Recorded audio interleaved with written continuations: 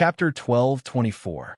However, all of a sudden, the music became much quieter. The people on the other side all looked to the side. Bai Juan was back. He had already taken off the mask on his face, revealing his well-defined face. His fine black hair hid his eyelashes, and he was as noble and cold as ever. The clothes he wore when he went out had already been changed. The woolen tassel jacket that reached his legs made him look even more handsome and tall. His rice clothes were light, and his face was fine. As soon as he appeared, he suppressed all his peers at the banquet. Old Master Bai looked satisfied, and the smile on his face became even wider. At this time, the people attending the banquet also walked up to Bai Juan. They greeted him and laughed. I really didn't expect Bai Juan to be so old in the blink of an eye. It's worth coming back this time. This kid has to go to my place. Why should he go to your place? You should go to my place. The Flying Tiger Brigade is suitable for our Bai Juan. The people standing in that row were all wearing military uniforms. Bai Juan had seen them before. Even if he was not feeling well, his face did not show anything. He smiled faintly and greeted, Uncle Li, Uncle Lu. Bai Juan, let me tell you, you have to go to our place. To be honest, don't go to your uncle's place, okay? He trains people to take a layer off them. Li Boyan was talking about Bai Juan's uncle, the famous demon, third young Master Tang. Bai Juan smiled. Uncle Li, how could you forget again? Uncle has already retired from the army. Li Boyan was stunned and shook his head. I can only blame him for giving me too much psychological trauma when he was around. It was really not a good feeling to be scolded by someone younger than him as a rookie, and the other party's military rank was higher than his. The most important thing was that that person did not look like a soldier at all. Instead, he looked like a warlord young master from the Republic of China era. However, speaking of which, Bai Juan did not look like he could enter the army. But in fact, that was not the case. Bai Juan coughed lightly. Uncle Li, you guys chat first. I'll go up first. He was going to look for a Jew. From the moment he came in until now, he had not seen the child's shadow, so Bai Juan could not help but be anxious. The strange thing was that a Jew was not even on the second floor. He searched the bedroom and kitchen, but he still could not find her. The two girls behind Gu Rou kept looking at Bai Juan. That's strange. What is Colonel Bai looking for? Shouldn't he cut the cake first? Gu Rou narrowed her eyes and didn't say anything. Instead, she smiled. At this time, the music also changed and gradually became more passionate. Li Hailu and Xiao Lin also saw that something had happened to Bai Juan. Both of them were wearing suits today and were very handsome. Xiao Lin was still doing foreign policy with his mother. When he saw that Bai Juan had no intention of cutting the cake, he looked at Li Hailu and walked over. What's wrong? Xiao Lin lowered his voice. Bai Juan suppressed the pain in his throat and said in a hoarse voice, A Jew isn't back yet. Not back yet? Li Hailu frowned. Today is such an important day. It's impossible that she doesn't know. Did she go to the courtyard to play? Bai Juan shook his head. No, I went upstairs to take a look. Her school bag is not in the bedroom. What's going on? Li Hailu raised his head and looked at the clock hanging in the living room. Could it be that she's still in school? How about this? You cut the cake first. Xiao Lin and I will go and pick a Jew up. Don't worry. We'll definitely let her spend this birthday with you alone. Bai Juan coughed again. She's not in school either. Before I came back, I went to the teaching building. The homeroom teacher said that she had already applied for leave for today. Then where did she go? Li Hailu was also surprised. Gu Rou listened at the side and walked over with a wine glass. She should have gone to play with Helian Qingchun. Helian Qingchun? Li Hailu's eyes suddenly widened. That transfer student? When we came, we saw a Jew with him. We even asked a Jew if she wanted to come back with us, but she didn't agree. Yes. The two girls behind Gu Rou also spoke. Those two people were quite intimate with the dog. They should still be together now. Hearing this, Xiao Lin frowned. He looked at Bai Juan with a hint of worry in his eyes. Bai Juan valued this birthday very much. The reason why he valued it was because he had already planned to spend the rest of the time alone with a Jew, except for the social interaction part. However, because a Jew was with someone else, she missed the opening of the banquet. Xiao Lin's heart tightened. He was really afraid that Bai Juan would do something on this day. Li Hailu also knew the details and immediately said, Bai Juan, do what you have to do. Aju definitely won't forget such an important day. Maybe she's rushing over here. Hailu is right. Guro gently echoed from the side. Her snow-white, long dress swayed. No matter how young Aju is, she knows what's more important. It's almost time to cut the cake. If we don't start now, I'm afraid she'll be anxious later. Bai Juan did not say anything. He stood there with a cold and indifferent expression. His drooping hair covered his eyes. Perhaps it was because he was sick, but at that moment, he actually made people feel that his tall and straight jade-like back was somewhat lonely. When the two girls beside Guro saw this, they only felt that this Aju was really insensible. She was still having fun outside on her brother's birthday, but she did not know how to come back earlier. However, after what happened last time, they no longer dared to talk too much in front of Bai Juan. They could only stand aside obediently and be wallflowers. Vice Commander Zhang walked over from inside and whispered into Bai Juan's ear, Young master, the chief is asking when to cut the cake? Bai Juan still did not say anything. He stood there tall and slender. His slender fingers were clenched one by one, as if he was enduring something. Even the expression on his face had become a little cold. When Gu Rose saw this scene, the corners of her lips curled up into a smile. She had long said that the difference between a 12-year-old and a 17-year-old was more than 5 years. Two people with different thoughts were destined to not be together. Aju's youth, ignorance had finally begun to make Bai Juan feel uncomfortable. What did she mean by liking or not liking? It was just a habit that she had developed since she was young. Guro had also heard from Annie Wong and the others that when Aju first came to the Bai family, Bai Juan was not very welcoming. It just so happened that the child came at the right time. At that time, Bai Juan was alone at home, so it was very easy for him to develop feelings for others. It was not impossible for him to mistake that feeling for liking someone. Now, after this incident, Bai Juan would probably be completely disappointed in that child. Chapter 1225. When Guro thought of this, the corners of her mouth curled up slightly. She suppressed the joy in her heart and was about to gently persuade him. Bai Juan's deep voice sounded. Tell grandfather to cut the cake after 9 o'clock. Let the people who come eat something and dance first. This. Vice Commander Zhang hesitated. Was it okay to suddenly change the banquet process? Bai Juan raised his head, his eyes indifferent. Aju is not back yet. Before she comes back, I will not cut this cake. Do as I say. Yes. Ever since that incident, young master had never been so willful again. Fortunately, he had made sufficient preparations in advance. There is only the opening of the banquet and not the specific starting point. It would only extend the duration of the entire banquet. Vice Commander Zhang recalled that young master had hoped that the banquet would end earlier. Looking at the current situation, he could not help but worry that his body would not be able to take it. Guro had never thought that Bai Juan would actually make so many changes for such a child. Could it be that he had not heard clearly that Aju was with someone else now? After hearing Bai Juan's words, Guro's heart churned again and again. Even if we don't have to cut the cake, we still have to go in first. Standing here, there's no way to greet the guests. Guro tried her best to smile generously. Moreover, when Aju comes later, someone will definitely tell us. Li Hailu also wanted Bai Juan to go in. The main reason was that although there was a bonfire in the courtyard in the middle of winter, it was still very cold. Bai Juan was already sick. If he continued to blow in the wind outside, he would definitely have a fever. Helpless, Bai Juan did not seem to have any intention of entering the house. When the cake is cut, I will appear. All of you can go in. This. Li Hailu stood at the side and was really anxious. Shaolin glanced at him and lowered his voice. We have to find Aju. Otherwise, this birthday party will never start.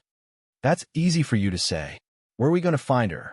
Li Hailu gritted his teeth. That hellion Qin is strange. She is from our school. Even your mother doesn't know her exact address. There is nothing in the file.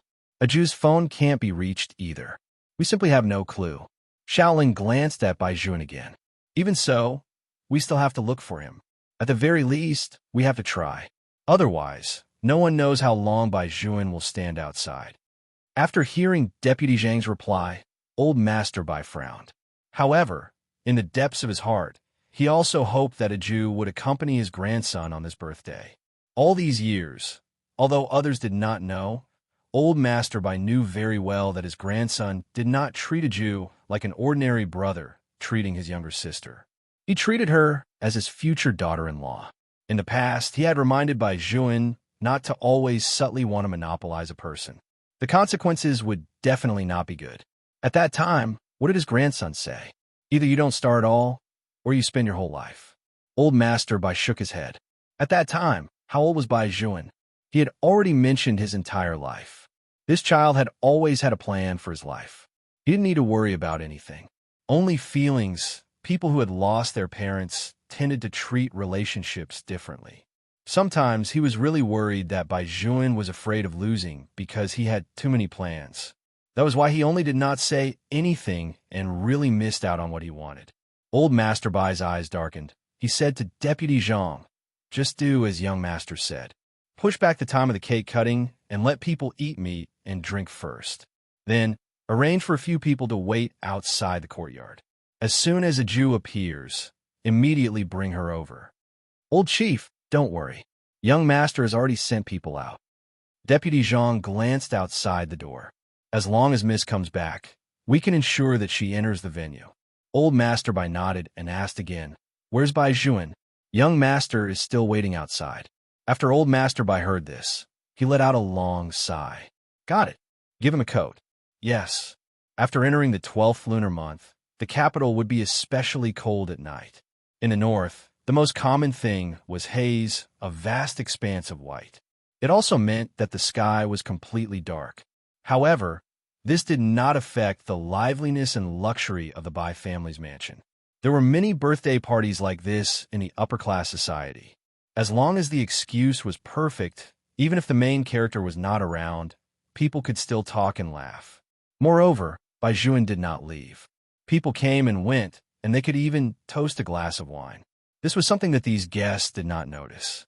From the beginning to the end, it seemed that Bai Juan had never entered the house. He stood in front of the Bai family's door, standing straight in the middle of the white fog. For some reason, even though it was bustling with noise and excitement, it made people feel that he was actually not happy. On the other side, in a high-class apartment near number 1 high school, a Jew held a big bowl in her hand, but she did not touch a single grain of rice. Hellion Qingshun sat opposite her and smiled gently. "What's wrong? Is today's food not delicious?" "No, second brother's food is delicious." As the Jew spoke, she stuffed a mouthful of rice in her mouth. She puffed up her cheeks and chewed 2 mouthfuls. Then, she became a little listless. Hellion Qingshun could sense that the Buddha's aura on her body was beginning to weaken. This was a very bad sign. It seemed that he had to leave early. As expected, it was not good for his little sister to keep interacting like this. If only he could find that Buddha's head. He did not know what the situation on his mother's side was like now. Just as Hellion Qingshun was thinking, a Jew suddenly stood up.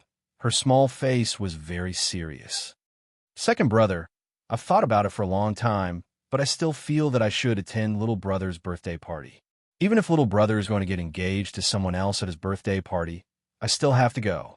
I once promised little brother that I would accompany him on his birthday every year. Woolly Buddha said that a person must be trustworthy. I was raised by little brother, and I ate the rice of the Bai family. I can't just leave little brother alone like this. If little brother likes someone else and really feels that I'm a burden, I can just leave when I can leave. Although I also really hope that little brother is mine. I don't want to destroy other people's feelings. After all, I'm going to be the abbot of the temple in the future." Hellion Qingshun's feelings that had just risen were destroyed by his little sister's last sentence. However, since it was what a Jew wanted to do, as her brother, he naturally supported it. "I'll call a car to send you back." As Hellion Qingshun spoke, he turned on the phone on the table, only to find that there was an unread WeChat message on the screen. It was actually from his father? It was simply unscientific. Chapter 12:26. There was a rare fluctuation in Hellion Qingshun's eyes. She opened WeChat. There were only 5 words on it, which was very in line with her father's cold and arrogant personality. The Buddha's head is in the Bai family. After seeing this message, Helian Qingshun suddenly paused. Then, she received a second message. Get ready. The whole family is gathering. Seeing this, the corners of Helian Qingshun's mouth completely curled up. Her eyes were clear as she patted Aju's head. Even her voice was lighter than usual. Aju, it seems that you have to return to the Bai family as soon as possible. Since the Buddha's head had already arrived at the Bai family, only Bai Juan would give the purple jade Buddha's head to his little sister after thinking about it. They did not have to wait until the spring festival. They could reunite at any time. Since it was a WeChat message from her father, her brother must have received it as well. Helian Qingshun's guess was right. Bailey Shanxia had indeed received the same message. At that time, Bailey Shanxia was listening to his manager tell him about the movie script. There was also a stylist who was blowing his hair by the side. His eyes were shining, and his face was full of emotion. It was as if he had already become a fan of Bailey Shanxia. Compared to Helian Qingshun, Bailey Shanxia had always been cold and aloof. It was as if it was that kind of innate nobility that made him so popular that whenever he appeared, people would cover their mouths and scream. At this moment, he was sitting in front of the retro bronze mirror. His left hand was supporting his chin while his other hand was casually scrolling through Weibo. Suddenly, a WeChat message came. For a moment, Bailey Shanxia did not want to open it. He did not want to see anything that his father sent him. But when he clicked on it, the expression in his dark eyes suddenly changed. Then he stood up from his seat. The gold medal manager immediately reacted. Wait a minute. Young master, what are you going to do? You still have an interview later. Have you forgotten? I haven't forgotten. Bailey Shanxia smiled and reached out to pat his manager's shoulder. That's why I'm going to have to trouble you again, old fan. What do you mean by that? The person who is going to be interviewed is you not. No, wait. Stop him. The golden agent was about to go crazy. Regardless of his expensive suit, he rushed into the crowd with Bailey Shanxia. Just as he was about to grab hold of the young man, he saw Bailey Shanxia turn sideways and jump out of the window with one hand against the wall. He waved his hand with his back facing him. Such a neat and handsome movement was immediately captured by the reporters who were waiting to interview Bailey Shanxia. All of them swarmed over like a swarm of bees. Seeing this scene, even the best manager in the Ju Wei group was mentally and physically exhausted. He had to face questions from the media one after another, such as where the young master had gone, why was he in such a hurry to climb through the window, and so on. The top manager took no response as a response and calmly maintained the cool smile on his face. In fact, he also wanted to know where his artist had gone. On the other side, Aju still didn't understand why her second brother suddenly became so happy. She had originally wanted to return to the Bai family as soon as possible.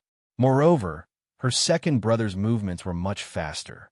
Usually, when she left, he was not like this. He would always kiss her forehead. Today, her second brother seemed to be in a hurry. She didn't know what he was going to do. Could it be that her second brother also had a girlfriend? Aju thought about it seriously and felt that it might be possible. However, Aju did not guess too much. After all, when her second brother sent her downstairs, he also said that he would be busy later and could not personally send her to the Bai family. Aju was also obedient. She held the big steam bun that her second brother had steamed with one hand and pulled the Alaskan tightly with the other. She did not know where her second brother had called the car from. It was very big inside, and it was completely dark outside. He even dared to drive a big dog. It was just that little Allah was not so obedient after leaving Helian Qingshun.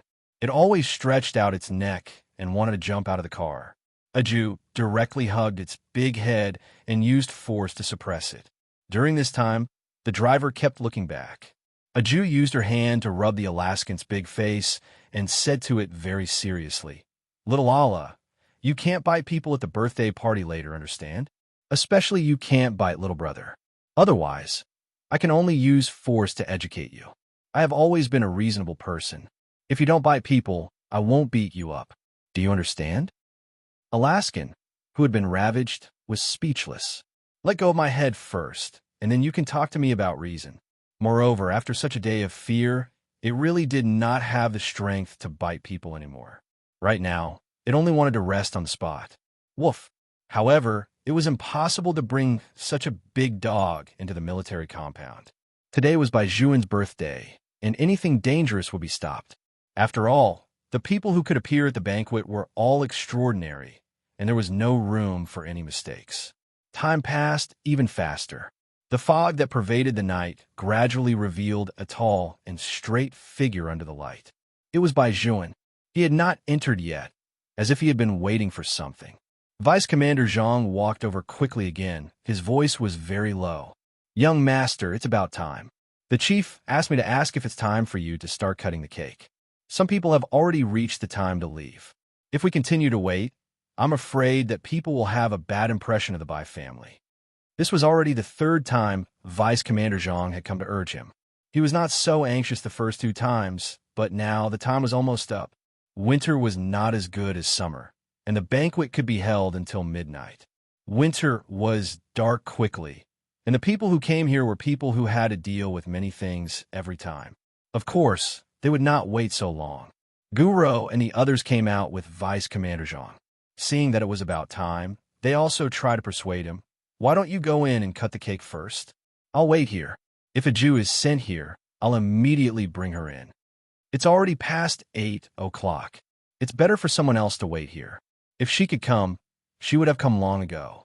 From the looks of it, she should still be playing outside. Bai Juan, it's better not to wait. If you continue, your body won't be able to take it." After all, a Jew was no longer a child. She knew how to come back. She was probably still with Hellion Chinchin. Guro tugged at her girlfriend, but her eyes were in agreement. "Don't talk nonsense. You guys go in. I'll wait outside with Bai Juan." "No need." Bai Juan finally opened his mouth, but it was accompanied by one cough after another. His voice was very cold and distant. "This is the Bai family's banquet. We are the ones who are waiting." Chapter 12:27. The meaning behind his words was already very obvious. In layman's terms, this group of outsiders did not have the right to interfere in the Bai family's matters. However, some girls just could not tell what was good for them. Even if they could tell, they would pretend that they did not understand in order to maintain their image. "It's okay, we'll wait with you." After the 2 girls finished speaking, they looked at Gu Ro with a smile. At this moment, Gu Cheng also walked out. Of course, when he saw this scene, he immediately frowned. Bai Juan had already chased them away directly enough. This was the Bai family's banquet, not anyone else's. Why were the girls around his cousin so unruly? What surprised him the most was his cousin's reaction. She actually stood there. The other 2 girls did not understand. When did his cousin become so unruly? Gu Cheng put one hand in his side pocket and raised his eyebrows. Vice Commander Zhang did not have time to care about anything else. He raised his hand and looked at the watch on his wrist. His face revealed an anxious expression. "Young master?" Bai Juan did not move. He lowered his eyes and looked at the purple jade Buddha head in his palm. His fingers slowly clenched. There were still fireworks in the courtyard that he had bought to celebrate his birthday with a Jew. There was a whole wheat yogurt ice cream cake in the fridge. It was no longer fresh even now. His phone kept ringing, reminding him that the ship he had booked had already passed the time. Shaolin watched from the side and knew what was going on. He lowered his voice and said, "No matter what, let's go cut the cake first. When a Jew comes back, we can make up for the rest." Bai Juan glanced at him and said indifferently, 5 minutes. If she doesn't come back in 5 minutes, I'll go in again." Shaolin knew that this was Bai Juan's limit. He looked at Vice Commander Zhang and gestured for him to go in and make preparations first. He called 2 more people over and asked them to go out and inquire again. Little did he know that in order to bring Alaska into the courtyard, a Jew had directly avoided all eyes and ears. She was familiar with the layout of the courtyard and took small forks in the road. However, for safety, she still did not bring Alaska into the Bai family. Instead, she tied it not far from the Bai family and even placed a small wooden board across Alaska's mouth. This way, you won't be able to bite people. When I see little brother, I'll bring him to see you.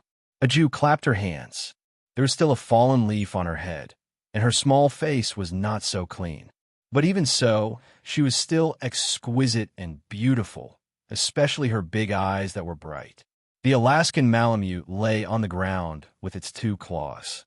It was a very sad thing to meet a master whose strength was off the charts. Thinking of how mighty and domineering it was before, anyone who saw it would be scared witless. Now that it had walked so far, even its teeth were blocked. Aju was still very good to the big dog. She opened a bottle of water for it and let it lick it when it was thirsty. Then, she gave half of her steamed buns to it. She held the other half of the big steamed buns in her mouth and walked towards the Bai family with her school bag on her back. Only then did Aju realize that the 2 uncles standing outside had changed. That person saw Aju walking over and lowered his eyes to look at her. "Miss, please show me the Bai family's invitation." "Invitation card?" Aju frowned. "I don't have an invitation. We're Uncle Zhang and the others. Why aren't they outside?" "I'm sorry, Mississippi. If you don't show us the invitation card, we won't let you in. Please understand," that person continued. Aju rubbed her head and was about to find a new place to climb the wall to enter. She saw the people sent by Zhuan walking over from 4 directions at the same time. They even had Bluetooth headphones in their ears. When they saw her, even their eyes lit up. "Miss, you're finally back. Quick, follow us in. Young master is still waiting for you." Hearing this, the 2 people standing guard looked at each other. It was strange. The eldest miss had never told them that there was another miss in the Bai family. However, the few special forces soldiers glanced at the people standing guard. "You don't even recognize Miss Aju? Hurry up and get out of the way." This time, the 2 people did not dare to delay any longer and immediately got out of the way. Aju walked in with a steamed bun in her mouth. From afar, she saw Bai Zhuan's figure and many friends behind him. Those people seemed to be saying something to him. "Bai Zhuan, if you don't go in now, there won't be enough time." The little brother did not say anything. He only coughed heavily. Aju immediately ran over, afraid that he had caught cold. When she got closer, she realized that she did not know how long he had been standing under the tree. He seemed to be a little different from usual. He was not as proud and elegant as before. His lips and eyes were a little haggard, and the bottom of his eyes was a little dark. His thick black hair seemed to be stained with night dew, and it was slightly damp. "Little brother," Aju called out to Bai Zhuan. Only then did Bai Zhuan seem to have come back to his senses. He strode over and stared at her without moving. He did not look very happy either. The air was very quiet. Other than the rustling sound of the wind, there was nothing else. Vice Commander Zhang came out to urge him again. However, when he saw that Aju was also there, his expression clearly changed. He was really thankful. "Young master, since Miss is back, you should follow me in first. You still have to prepare for the speech." Bai Zhuan nodded and lowered his eyes. She did not know what he put on her wrist. Aju only felt that the thing was cold. It was very comfortable when it was pressed against her skin. It was warm and jade-like. It was probably describing this kind of touch. When she raised her head again, she only saw Bai Zhuan's back. The little brother did not seem to want to talk to her, nor did he want to ask where she had gone. Even if the little brother did not say anything, Aju could feel that Bai Zhuan did not want to speak this time. The banquet in the house had finally reached its most lively moment. In the house, the magnificently decorated hall was already filled with people. Congratulatory voices could be heard from time to time. Gu Rou glanced at Aju. After everyone entered the inner residence, she held a wine glass and leaned over. Her tone was gentle. "Aju, I was worried that you wouldn't come. I was so anxious. Fortunately, you came at the last moment. Don't blame your brother for being so cold to you just now. In order to wait for you to come, he even pushed back the time to cut the cake by a few hours. If it weren't for Grandpa Bai, this banquet would definitely have ended on bad terms. Bai Zhuan was also anxious. That's why he was like this." "That's right." The 2 girls next to Gu Rou also walked over and advised her earnestly. "Aju, you have to be more sensible in the future. You don't know how ugly Colonel Bai's expression was just now." Adjutant Zhang even came out to call him a few times. "You're right. It's good that you just came back with us, but you just had to go and play with others. Not only did you delay things, but you even made everyone wait for you." Look at how you're dressed now. You really don't look like a child. It's not good if others see you later. After all, you're Bai Juan's sister. Chapter 1228. Hearing this, a Jew lowered her eyes and looked at her own clothes. Although there were no proper decorations, they were very clean and decent. There was nothing wrong with them. Don't say any more. I heard from Grandpa by that a Jew is usually very sensible and saves money. After all, she knows that her surname is not Bai, so it's good to do this. As soon as Gu Rou finished speaking, the two girls widened their eyes and looked at a Jew in disbelief. There was something else in their eyes. So her surname is not Bai. No wonder. Gu Rou smiled lightly. Even if her surname is not Bai, Bai Juan treats her no differently from his own sister. Right, a Jew? A Jew did not say anything. Her small body stood there and told herself 3 times not to hit people casually. She scooped up a glass of fruit juice and lowered her head to drink it. In between her actions, the Buddha head that Bai Juan had put on her wrist was revealed. Gu Rou also saw that item, and the jealousy in her eyes was more than surprise. That was the purple jade Buddha head that even her grandfather wanted. It was said that it was very expensive and had reached a certain level. She still remembered that when she first met Bai Juan had come into contact with her grandfather because of the Buddha head and the project. The reason why he had agreed to accompany her shopping seemed to have something to do with this Buddha head. However, she had always thought that he wanted this thing for his own use or to give it to Grandpa Bai. Gu Rou had never thought that he would give such a valuable thing to a child so casually. Her eyes darkened.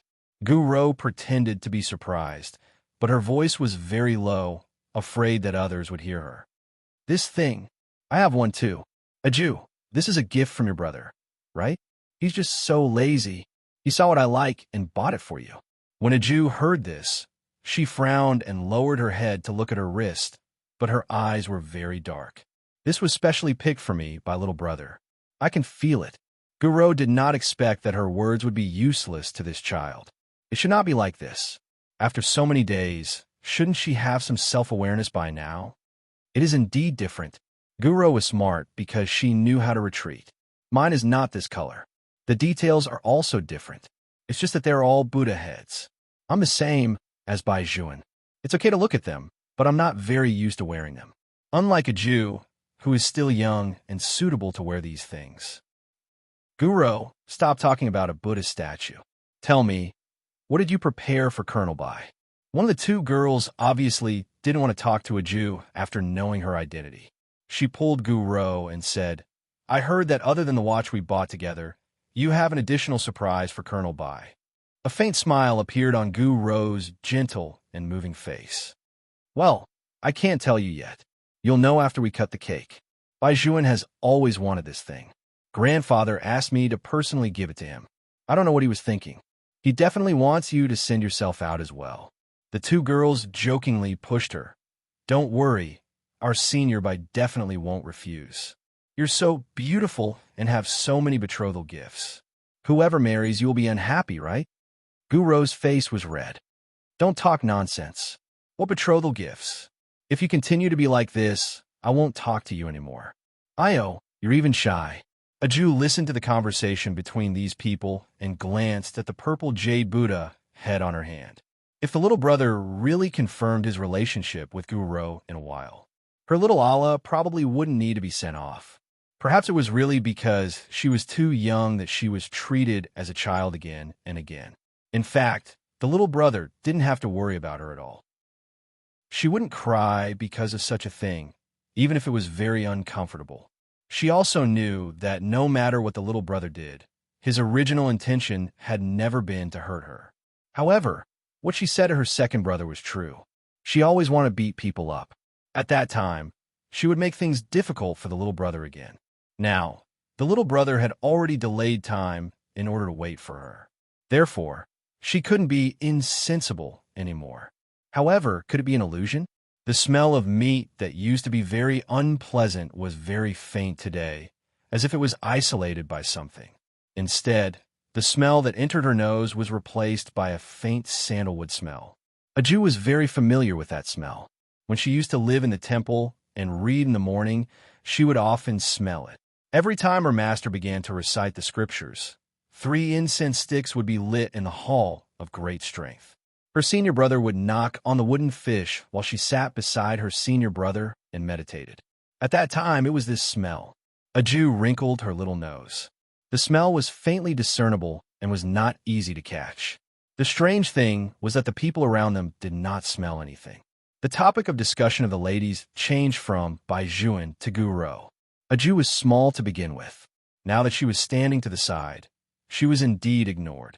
In addition, there were already many guests here. Other than Baijuan, who stayed behind to protect her, the others had indeed placed their gazes on Guro, who was wearing a white sandwoven dress. It was not because of anything else, but because they had also heard that the Bai and Gu families were going to have a get-together. Of course, this news was a little untrue, but after all, they were of similar age, so it might really be possible. They were all in the same circle. In addition, Guro was old Master Gu's granddaughter, so the frequency of her being praised was naturally high. Old Master Gu is really lucky to be able to raise such an outstanding granddaughter. That's right. Don't you see what kind of background the Gu family has? I wonder if she has a boyfriend. I really want to go over and get to know her. All right, you don't even have to think about it anymore. That's the school belle of our second high school. She's a couple with young Master Bai. They're such a good match. Although they haven't confirmed their relationship yet, do you think you can compare to young Master Bai? Brother, save it. Guro listened to the discussions beside her. Not only did she not stop them, but the corners of her mouth curled up into a smile. Then she walked to Aju's side. Aju, your brother is going to speak in a while. Did you buy any gifts for him? Over there is the gift pool. If you have them, it's best to put them there so that your brother can open them later. Aju did not say anything. Gu Cheng saw her face through the crowd. He strode over with a wine glass in his hand. Little Bean, why are you only here now? You only know how to drink. Aju has been here for a while. She didn't bring anything with her, so I reminded her to put the gifts, Guro said with a faint smile. Gu Cheng raised his eyebrows. Indeed, you should put the gifts. Little Bean, where are the lighters you bought for your brother? Lighters? One of the girls heard this and laughed softly. Aju, it's your brother's birthday. You gave him a lighter. This is too embarrassing. Chapter 1229. Xiao Dai. Guro interrupted the girl. Aju is still a junior high school student. What kind of expensive gift do you want her to buy? The gift is light, but the sentiment is heavy. There's nothing wrong with a lighter. Xiao Dai stuck out her tongue. She was quite mischievous. She turned her eyes to Aju and said, Aju, I don't mean anything else. Don't take it to heart. However, the gift we gave you is indeed incomparable to Guro's. The gift she gave to your brother is very valuable. All of them are limited edition. No matter how limited edition it is, it can't compare to liking. Gu Cheng curled his lips. All right, you guys can go somewhere else. It's boring to talk about this. Guro smiled. You're so protective of Aju. Be careful that Baijuan, as her brother, won't be willing. Sister. Gu Cheng looked up at her and said meaningfully, don't always do these unnecessary things. Your goal is Baijuan, isn't it? Guro paused for a moment and smiled faintly without saying anything. She knew that her cousin had always been smart and was very accurate in seeing things. He probably heard what she said just now and knew that Aju was not Baijuan's biological sister. Only then did he realize something. But this was nothing. The Gu family was the same. They were always selfish. They had to protect what they wanted, just like what Gu Cheng was doing now. All right, Guro said to her best friends behind her. Let's go over. I still have something to give to Baijuan. The two girls smiled at the same time and walked together hand in hand. However, they did not forget to leave a sentence. The adopted ones are so shabby and short-sighted. Why did they prepare a lighter on such an occasion? Don't say any more. Didn't you see that young Master Gu is unhappy? Who cares what she gives? Anyway, in name, she is Senior Colonel Bai's sister. She won't be despised.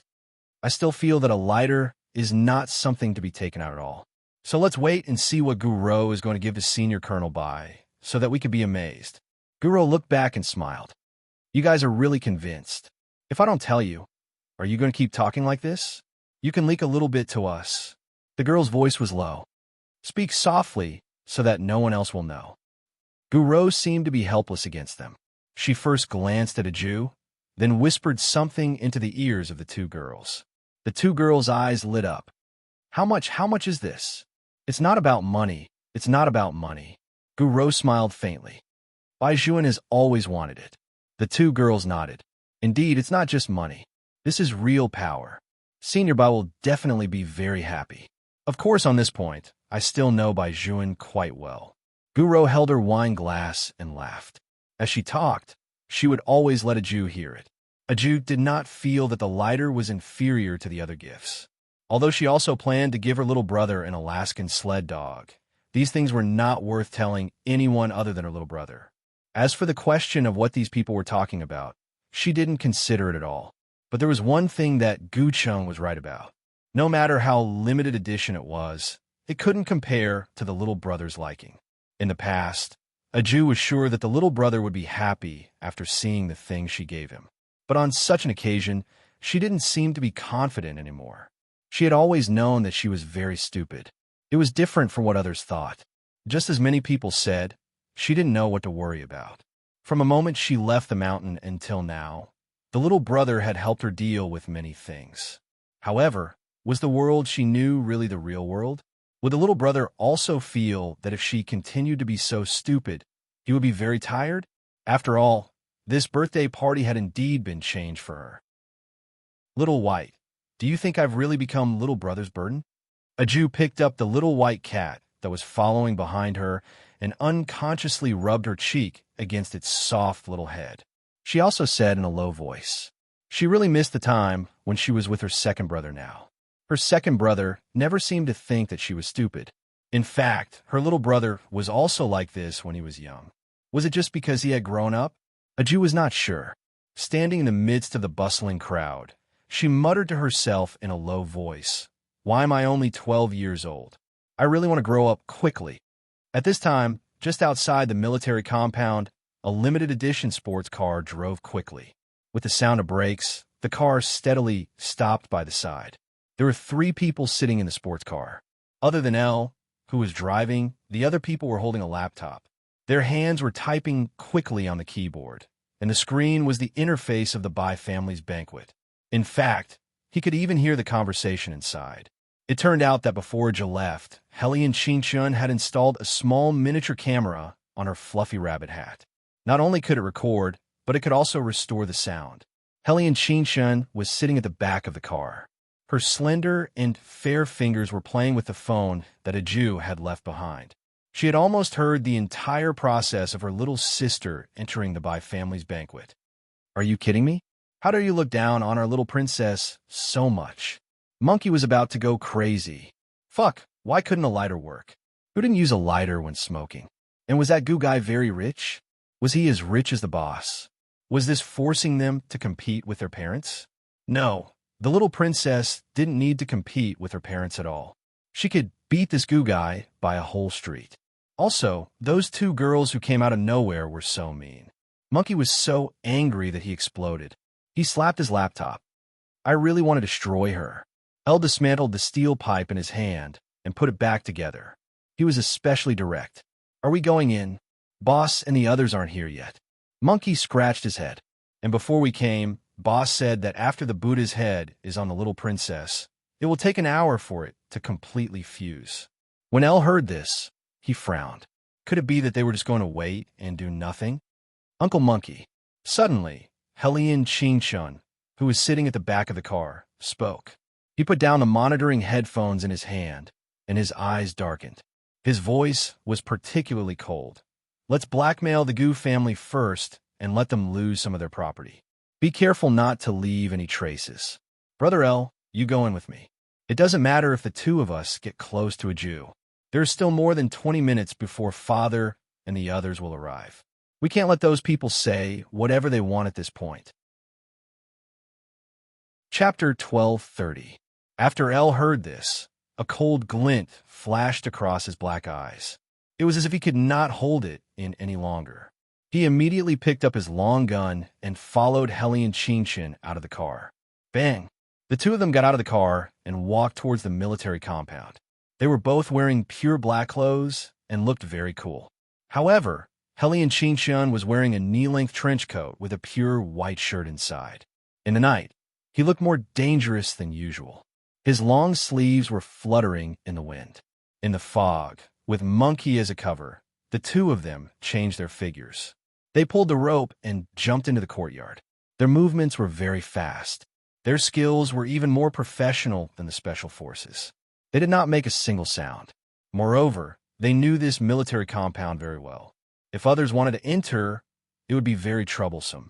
However, this kind of thing could be settled in minutes for the Ghost organization. After entering the compound, they were outside the Bai family. The two people sent by Gu Rou were still guarding the entrance. When they saw that someone had come, they immediately asked Helian Qinshun and the others to take out their invitation letters. Their attitude was very tough. You're not allowed to enter without an invitation letter.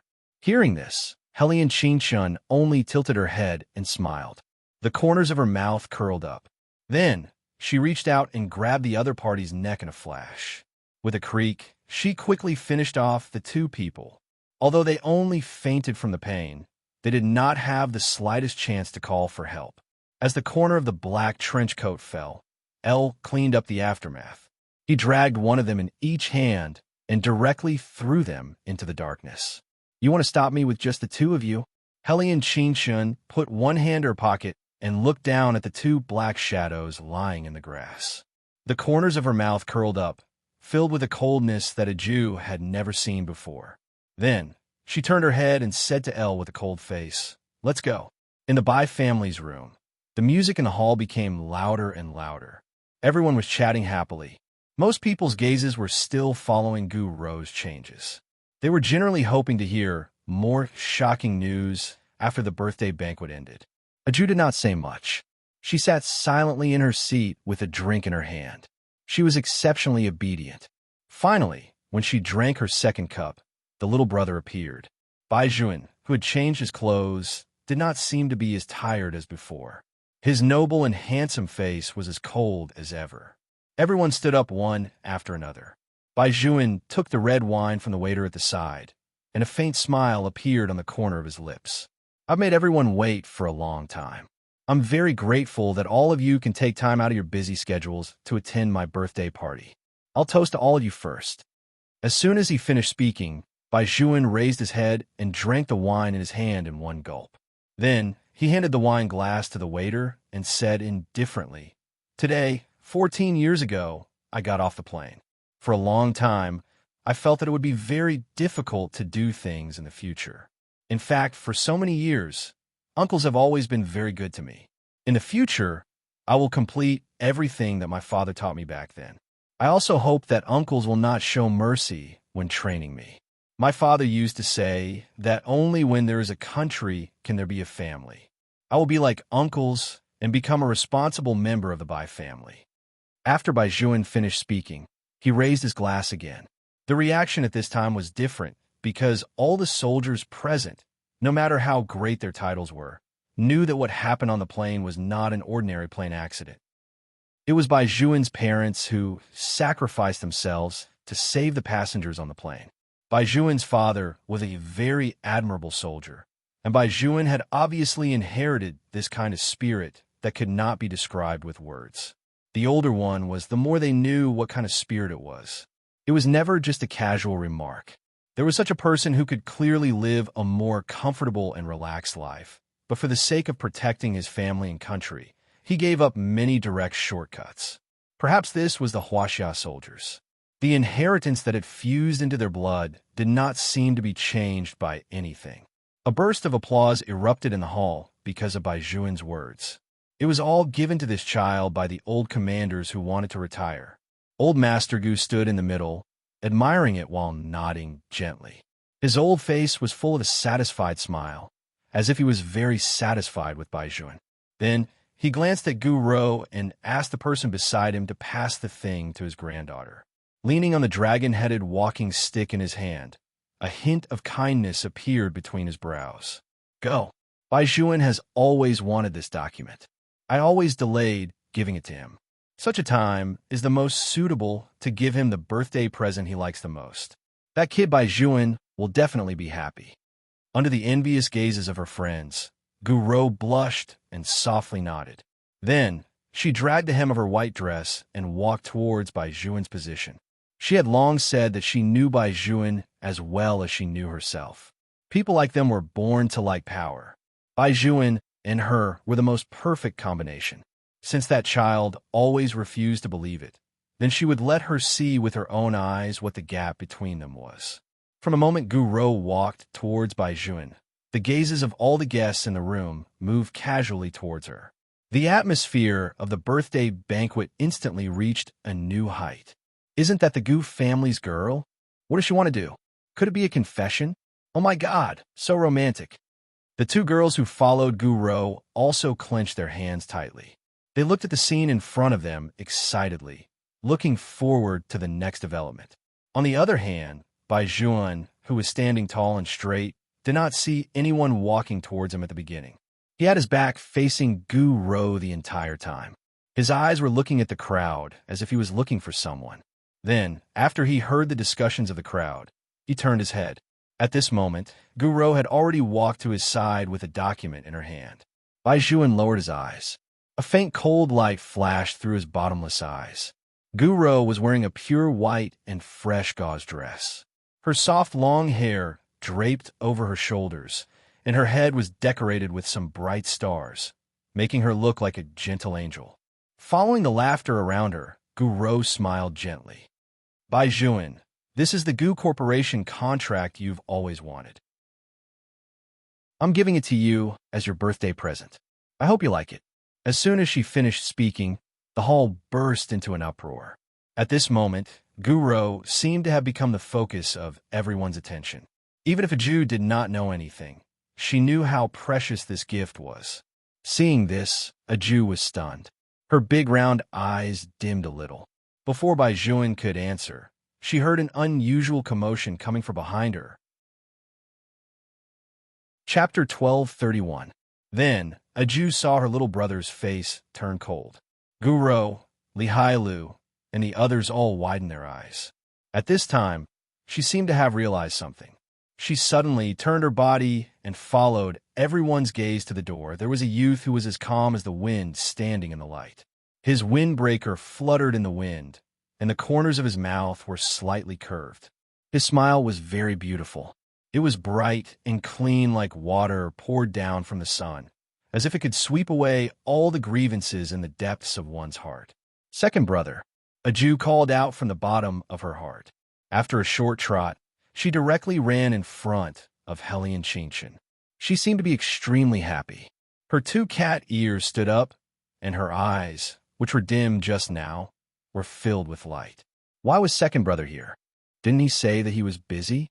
Li Hailu also wanted to ask this question. Hellion Chinchin, why are you here? He did not remember sending an invitation to this guy. Hellion Chinchin smiled, and a faint arc appeared on her beautiful lips. I'm here to deliver a gift on behalf of a Jew. Deliver a gift? Li Hailu snorted coldly. If a Jew has a gift, will a Jew give it herself? Do I need to give it to you? As he spoke, he walked over. Although he did not make a move, his eyes were fixed on Hellion Chinchin's face. Hellion Chinchin had no intention of retreating at all. His long and thick eyelashes drooped down, forming a dark shadow. His entire person gave people the impression that he had a kind of indifferent feeling. The atmosphere between the two of them was obviously not right. Old Master Bai, who was dressed in a military uniform, looked at this scene and frowned slightly. Immediately, an adjutant walked over and came to Hellion Chinchin's side. When a Jew saw that the adjutants had moved, her ears pricked up. She turned to the side and stood in front of Hellion Chinchin, looking at the other party with a firm gaze. When the adjutants saw that a Jew was protecting that person, they were stunned for a moment and could not help but look at their young master. Bai Juan's eyes had already followed a Jew's movements, and they were extremely cold. His pair of dark eyes were deep, unlike his usual self. Shaolin watched worriedly from the side. He turned to the side and whispered to Hellion Chinchin, "If you want to fight, we can accompany you any day, but not today. Today is Bai Juan's birthday. All the guests are here. It's not suitable for us to be tit for tat. If you cause trouble here, the person who will be in trouble in the end will only be a Jew. After Hellion Qingshan heard this, she laughed softly. Shaolin, I just said that I'm here to deliver the gift on behalf of a Jew. You can continue with your business. Don't worry about me. I don't care about you. What's the meaning of your high-profile appearance? Li Hailu really wanted to grab Hellion Qingshan by the collar and interrogate her. However, he had to restrain himself. It would not be good to make a move on by Zhuan's birthday party. Gu Rou looked at this scene and said with a faint smile, A Jew, your friend doesn't have an invitation, right? Why did he come just like that? I don't even know how to continue delivering the gift. A Jew narrowed her big eyes and glanced in Gu Rou's direction. She silently recited 3 times not to beat people up before reaching out to grab Hellion Qingshan's hand. Hellion Qingshan did not have the time to fight with Gu Rou in the past, but now it was different. Who said, I don't have an invitation? Hellion Qingshan looked at the purple jade Buddha head on a Jew's wrist, and the corners of her mouth revealed a meaningful smile. The 2 girls beside Gu Rou laughed one after another, and there was obvious ridicule in their voices. You really dare to brag. Aren't you afraid that the wind will blow your tongue off? Who are you? Are you worthy of the Bai family sending you an invitation? Stop dreaming, okay? When the surrounding guests heard this, all of them turned to look at Hellion Qingshan. They tilted their heads and began to discuss. Old Master Bai's face also lost its usual kindness. However, it was not directed at Hellion Qingshan. It was just that he did not like the words of these 2 juniors. It was too unpleasant to hear and too sarcastic. A Jew felt that she was about to lose control of the primordial power in her body.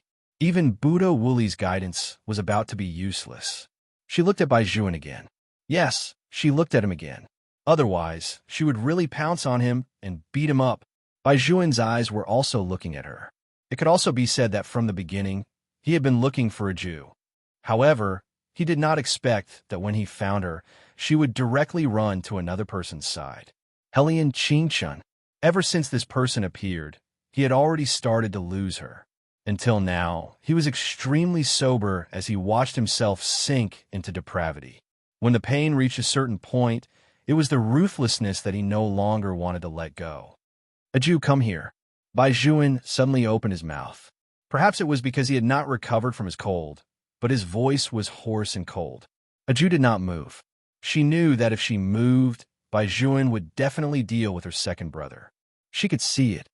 I'll say it again. Come here. Bai Zhuan saw that she did not even have the slightest intention of returning to his side. His throat, which was already red, seemed to have been burned by a fire. It was so painful that he was covered in cuts and bruises. A Jew glanced at Bai Zhuan and then looked at Gu Rou, who was standing not far away from him. She remembered the scene where that person wanted to give her a gift and shook her head silently. This time, Bai Zhuan could not even feel the pain. His eyes were like water. He just looked at the small face that he had raised since she was young. His chest was so stuffy that it almost made him feel uncomfortable to even breathe. For him, you don't even listen to Bai Zhuan's words? Bai Zhuan's voice was very hoarse, as if it was being ground out from his throat.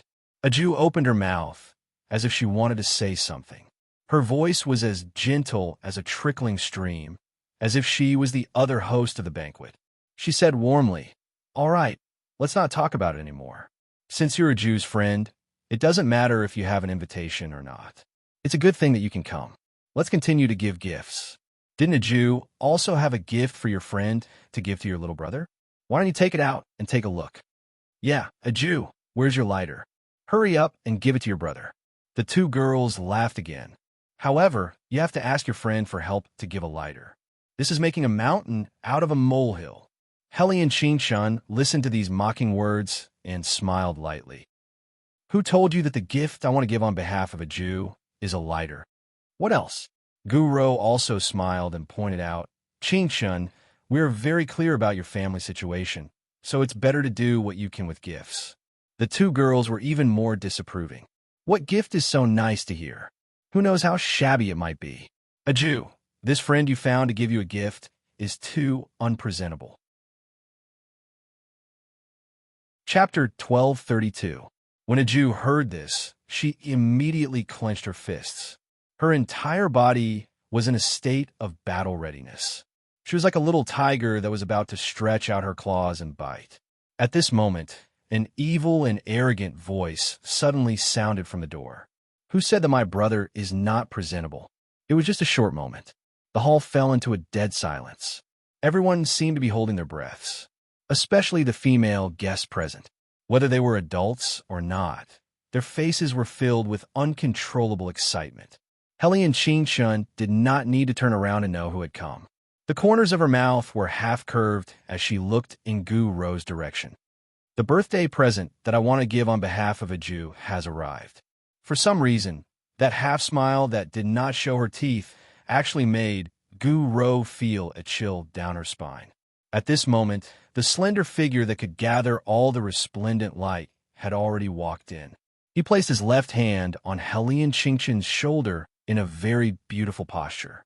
His fair skin was glowing like a vampire noble, and the corners of his mouth carried a unique viciousness that could make countless girls infatuated with him. It was luxurious, dark, and enough to topple a city. A strand of silver hair hung down and blocked his eyes, as if his face could not be seen clearly. But even so, people could also recognize him. That was Bailey Shangxia, the real-life version of Bailey Shangxia. This thought swept through all the women present like a storm, including the two girls who had just mocked Hellion Qingshun. After all, Bailey Shangxia did not seem like an ordinary idol star.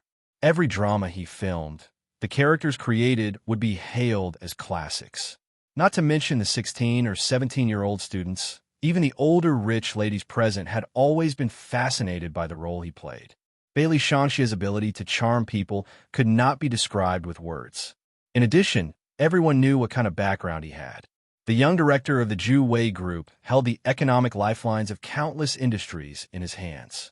Such a person actually said that Hellion Qingshun was his younger brother. The faces of the two girls who had been smug suddenly lost all color. Without a doubt, they were all fans of Bailey Shangxia, and they liked Bailey Shangxia very much. Even the screen of their phones was Bailey Shangxia's photo. But what did they just do? They actually insulted the young master's most beloved younger brother. All the fans knew that Bailey Shangxia cared about his younger brother the most. Even when he grew up, the title of his brother Guomin had not been removed. But how did things turn out like this? Didn't that Hellion Qingshun have no background? How did he become the young master's younger brother? Gu Ro's expression also began to turn ugly. She originally wanted to use Hellion Qingshun, this poor boy, to make things difficult for Aju. However, she did not expect that she would accidentally provoke the people from Zhu Wei Group. What should she do now? How was she going to smooth things over? Gu Ro clenched her fists anxiously. Bailey Shangxia's appearance was undoubtedly like throwing a huge rock in the hall. Even Li Hailu and Xiao Lin's expressions turned blank for a moment. What was going on? Why did Bailey Shangxia come here? How did he become Hellion Qingshun's brother? Questions that they could not even think of before popped up one after another. They only felt that something seemed to be out of their control. It seemed that this time, things were really a little complicated. Only Aju was very happy. She held the little white cat in her hand and looked at Bailey Shangxia with her small face. It was really the first time she had seen him. It was the first time she had seen her big brother in person.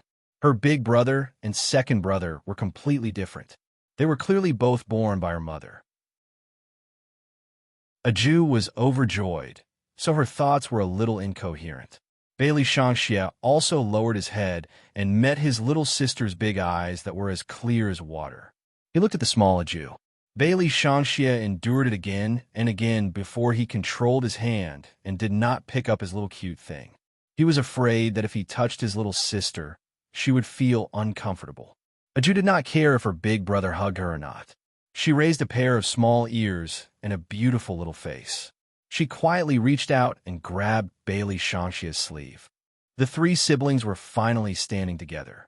Bailey Shangxia's hand was still on Hellion Qingshun's shoulder. Aju stood in front of her second brother, looking very cute. With the smiling Hellion Qingshun as the center, the three of them stood in the middle of the hall. Each of them had their own characteristics, and each of them made people unable to take their eyes off them. When combined, they looked like a scene from a comic. Just now, someone thought that I was too shabby, so they questioned me and asked if I had received an invitation from the Bai family. Hellion Qingshun said with a faint smile, "So if my brother didn't appear, I would actually be looked down upon like this. It's just because I rode a bicycle to school. Girls nowadays are really powerful. Don't you think so, Miss Gu?" Gu Rou, who was named, froze. She could feel many gazes shooting in her direction. This made her want to find a hole to hide in. Hellion Qingshun ignored her and looked at Old Master Bai. I remember that Old Master Bai sent 4 invitations to our family. He even mentioned on the invitations that he hoped my mother could bring us along to attend. That's right. Old Master Bai's laughter was heard. It was still bright and clear. I didn't expect that girl's child to be so big. Good, really good. Hellion Qingshun smiled again. Thank you for your concern, Old Master Bai. My family has always been unexpected. At this point, he lowered his head to look at his little sister in front of him. Old Master Bai saw that the doting look in his eyes was not hidden at all. He thought that this child had also fallen in love with a Jew. He turned around and looked at his grandson worriedly. Hellion Qingshun continued, "This time, our whole family came here not only to congratulate young Master Bai on his birthday, but also for one more thing." Chapter 1233. There's one more thing. Old Master Bai couldn't think of anything else. He frowned. What's the other thing? I want to take up some of your time. I want to talk about that matter later. Hellion Qingshun laughed. Before that, I really want to ask Miss Gu, why are you so sure that the things I give a Jew are not valuable? Old Master Gu could not sit still at this moment. He leaned on the dragon-headed walking stick in his hand and looked at his granddaughter worriedly. Fortunately, Gu Rou reacted quickly. A moment ago, her fingers were still clenched tightly. The next moment, a gentle and moving smile appeared on her face.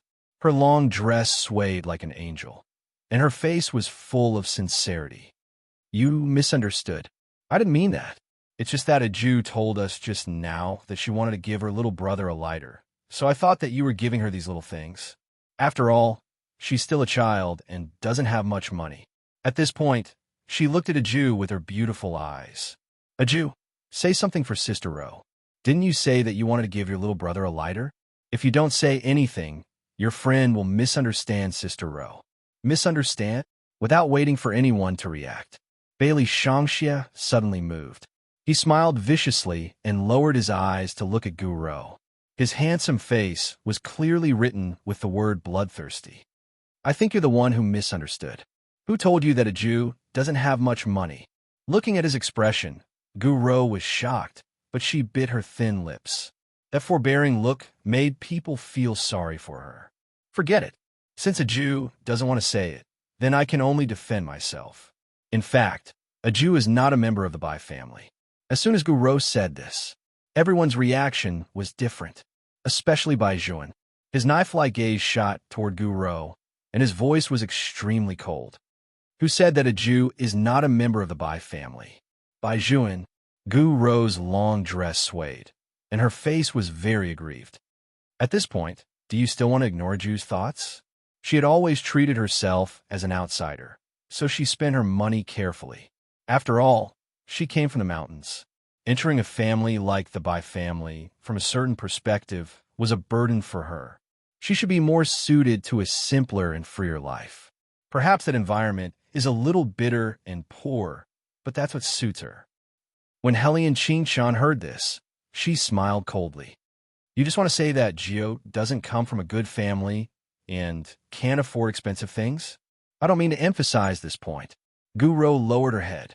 I don't want to expose a Jew's matter in public, but if I don't say it, a Jew won't say it, and a misunderstanding will always exist.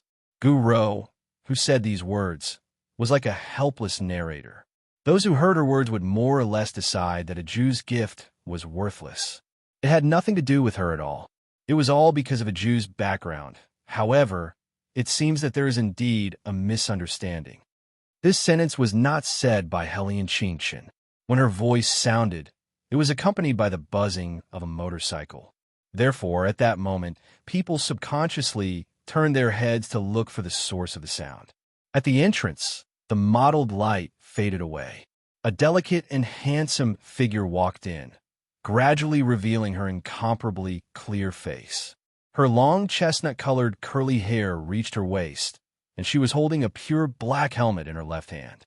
Behind her was a motorcycle in full swing. There was another person standing beside the motorcycle. He was different from Hellion Vivian's valiant figure. His existence was proof of what it meant to be a vampire aristocrat. His handsomeness was self-evident. As for that man, he could almost produce light by himself. He had a head of silver-gray hair, a face that did not show his age at all, and a smooth curve outlined by his chin. He was so noble that it was almost bewitching. Even his fingers were so clean that they did not look good. They were wrapped in pure black gloves along the lines. It really made people think of the jade-like face that people in ancient times described when they described the children of aristocratic families. Such a man, who else could it be but Beligaju? The two people who were known as the most compatible walked to the center of the hall and stood on both sides of a Jew. The scene immediately caused an uproar. Almost everyone looked at them as if they were looking at a god in their hearts. If it were not for the fact that Beligaju had been living in seclusion all these years, who would take the Goof family in the business circle seriously? Ju Wei Group would always be a miracle in the business world. Even if its protagonist did not appear, it still stood there, symbolizing the top of the pyramid. In fact, the Bailey family's influence had always been strong. It was just that they had hidden it deeply. Oh my God, that's the founder of Ju Wei Group, right? I didn't expect even him to come. The Bai family is really amazing. I heard that this CEO Ju has always attended such banquets. And his wife, they're also unfathomable. What kind of wind blew today that they are all here? Just as the people in the hall were discussing excitedly, when Bai Juan saw Beligaju's face, his pitch-black eyes immediately narrowed. It was him, the mysterious man he had seen at the place of the eminent monk. As if sensing the gaze from the youth, Beligaju lifted his eyes, and his gaze was very indifferent. Bai Juan clenched his fingers. It was indeed him. Moreover, he still remembered him. Bai Juan never thought that the mysterious person he met on the mountain would be the man who was known as a business legend. As for a Jew, at this moment, her small tiger face was completely stunned. She just stared blankly at the white cat on her head and watched this scene with her almond-like round eyes. She never dreamed that she would see her father and mother. Her two brothers appeared in front of her at the same time. She was already very happy because that was something that would only happen in her dreams. But now, a Jew raised her small face and looked at Beligaju and Hellion Vivian in front of her without moving. She always felt that all her dreams had come true. She was too excited. What should she do? Thinking of this, a Jew tilted her small head. She really wanted to beat someone up to vent, or lie in bed and roll around twice. It seemed that no matter how old she was, when a Jew was excited, her expression was very direct and domineering. She would either beat people up or like to spin in circles. It was the same now. It was just that the situation did not allow it. Otherwise, she would have already played a set of Shaolin fist techniques on Gu Rou or circled around Hellion Vivian. Chapter 1234. However, at this moment, Gu Rou did not know what the relationship between Hellion Vivian and a Jew was. Just by listening to Hellion Wei Wei's words, Gu Rou thought that this woman with a high status was speaking up for her. She immediately looked at Hellion Wei Wei with a smile on her face. Fortunately, I have you who believes in me. Old Master Gu also thought that Hellion Vivian's words were to help his granddaughter out. He immediately walked up with the dragon-headed walking stick in his hand and said to Beligaju, CEO Ju, what a coincidence. We meet again. Bailey Jiaju did not say anything. He was just like a well-mannered aristocrat, standing there with an indifferent expression. Old Master Gu continued, CEO Ju and Madam are the most sensible. The children know best about the matters between them. Since everyone is here, let's not let misunderstandings create estrangement. I brought a bottle of red wine that has been in my collection for 100 years. Let's have a few drinks with Old Bai today for the banquet. Thank you, madam, for speaking up for my granddaughter. Speaking up for your granddaughter? When Beligaju heard this, he couldn't help but tilt his head and smile. His silver hair fell to the side with his movements, leaving only a faint smile on his lips. I don't think my madam meant that at all. Hellion Vivian also smiled. Her clear eyes glanced in Gu Ro's direction before she said to old Master Jiang, "Old man, the misunderstanding I'm talking about is not the misunderstanding your granddaughter is talking about. You're really thinking too much." Hearing this, Gu Ro's face instantly froze. The pitiful smile that was originally on her face stopped awkwardly on her face. She didn't expect this situation to be caused by her overthinking. No matter what, she was still the daughter of the Gu family. Knowing that her two sons had misunderstood her, shouldn't Hellion Vivian speak up for her? Why did it feel like the other party was saying that she was trying to climb up the social ladder? Gu Ro bit her lip tightly. She really didn't know how to smooth things over for herself. She couldn't help but look at her grandfather. Old Master Gu also felt like he had been hit in the head. He didn't expect that at his age, he would still lose face like this. No matter what, thank you, madam, for unintentionally helping our innocent child out of this predicament. He thought that if he said this, she would laugh it off. After all, they were all in the business world. Even if the Gu family was indeed not comparable to the Zhu Wei group, at this point, this matter should be considered to be over. However, what he didn't expect was that Hellion Vivian didn't have any intention of giving him a way out. Instead, after hearing his words, the corners of her mouth curled up. It was very, very cold. Old Master Gu, after I give you the gift in my hand, let's talk about this misunderstanding again. Let's see whose child is innocent, because we really should have a good talk about family education. At this point, she paused and looked at the tall and straight youth. She smiled faintly and handed something over. I heard that it's popular to give contracts as birthday gifts nowadays. Since Bai Juan likes it, I also have a contract here. It's signed with the Zhu Wei group. 10% of the profits will be purchased. Bai Juan, this is for you. Happy birthday. It was also a contract, but the Zhu Wei group's contract meant something. No one present didn't know what that meant. This was simply several streets ahead of the Gu family's contract. However, Bai Juan didn't take it. Even his expression didn't change because his gaze was always on a Jew. Hellion Vivian smiled when she saw this. She turned her head to look at old Master Bai and said, "Old Chief, your grandson really doesn't disappoint. However, this first birthday gift must be given out because this gift is to thank Bai Juan for giving the purple jade Buddha head that he worked so hard to get to a Jew. Otherwise, we wouldn't have been able to come at this time." Purple jade Buddha head? Old Master Bai still didn't know about this matter, but he was very sharp and sensed that something was wrong with those words. Why do you have to thank Bai Juan for giving a Jew something? Old Master Bai turned his face and pretended to be serious as he asked Hellion Vivian, "Girl, what exactly is going on?" Speaking of which, Old Master Bai and Hellion Vivian used to know each other. However, it was not a direct, superior-subordinate relationship. It was when Old Master Bai was at the border. Young Master Tang had sent the ghost organization over to provide support. From then on, Old Master Bai had the idea of taking Hellion Vivian as his adopted daughter. Unfortunately, the girl ran away quickly. When they contacted each other again, she said that the people at home were all evil and it was not convenient for her to come to the Bai family. This time, she came, but she always said something inexplicable. Nothing. Hellion Vivian smiled lightly. "Because a Jew is the person I mentioned to you before." You mean?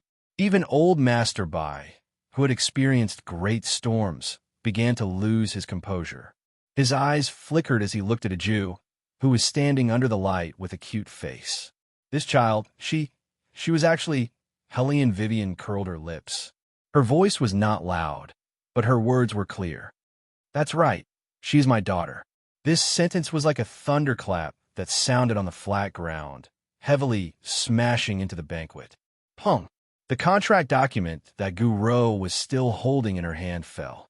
Her face seemed to have been slapped hard by someone, and she could not help but turn pale. Everyone present couldn't help but make different sounds after hearing this news. Xiao Lin and Li Hailu were standing not far away. They looked at a Jew in a daze, their faces full of disbelief. Helene Vivian's daughter? Then isn't she the legendary little princess of the Zhu Wei group? The one who has never been seen before? How could it be her? Guro did not believe her ears at all.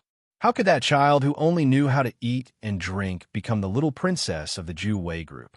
She was clearly an orphan who came down from the mountain. She should have saved a lot of money. She had already heard about Aju's situation from her grandfather. It was Grandpa by who told her grandfather personally. They had brought Aju back from a temple in a remote mountain area. The incense in that temple was not strong.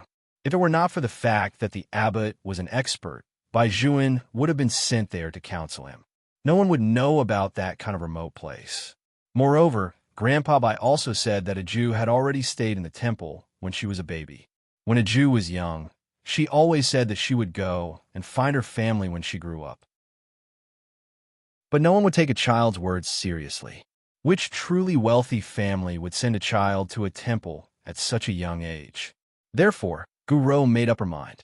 Even if Aju had a family, it would only be those poor farmers who casually threw their children away because they could not live a good life. Chapter 1235. Guro had always relied on her own guesses to think that Aju was from a poor family. However, Aju was lucky enough to meet a kind senior monk who picked her up and brought her back to the temple. She used this opportunity to get close to the Bai family. If that senior monk was not Bai Juan's master, I'm afraid no one knows who Aju is yet. At most, she was just a village girl. How could she become Bai Juan's sister? It was because of this relationship that Guro wanted to isolate her without any fear. How could an orphan girl become the Bai family's treasure just by relying on luck? She even became the only person Bai Juan allowed to get close to. But now, someone actually told her that that child was not a village girl, but the little princess of the Zhu Wei group. Guro only felt a burning pain on her face. Disbelief could not replace her current emotions at all, because the smile on Helene Vivian's face was obviously telling her what it meant to humiliate herself. When she saw this scene, her heart skipped a beat. There was only one thought in her mind. She was finished. The two girls who had been following behind her complacently couldn't help but turn pale.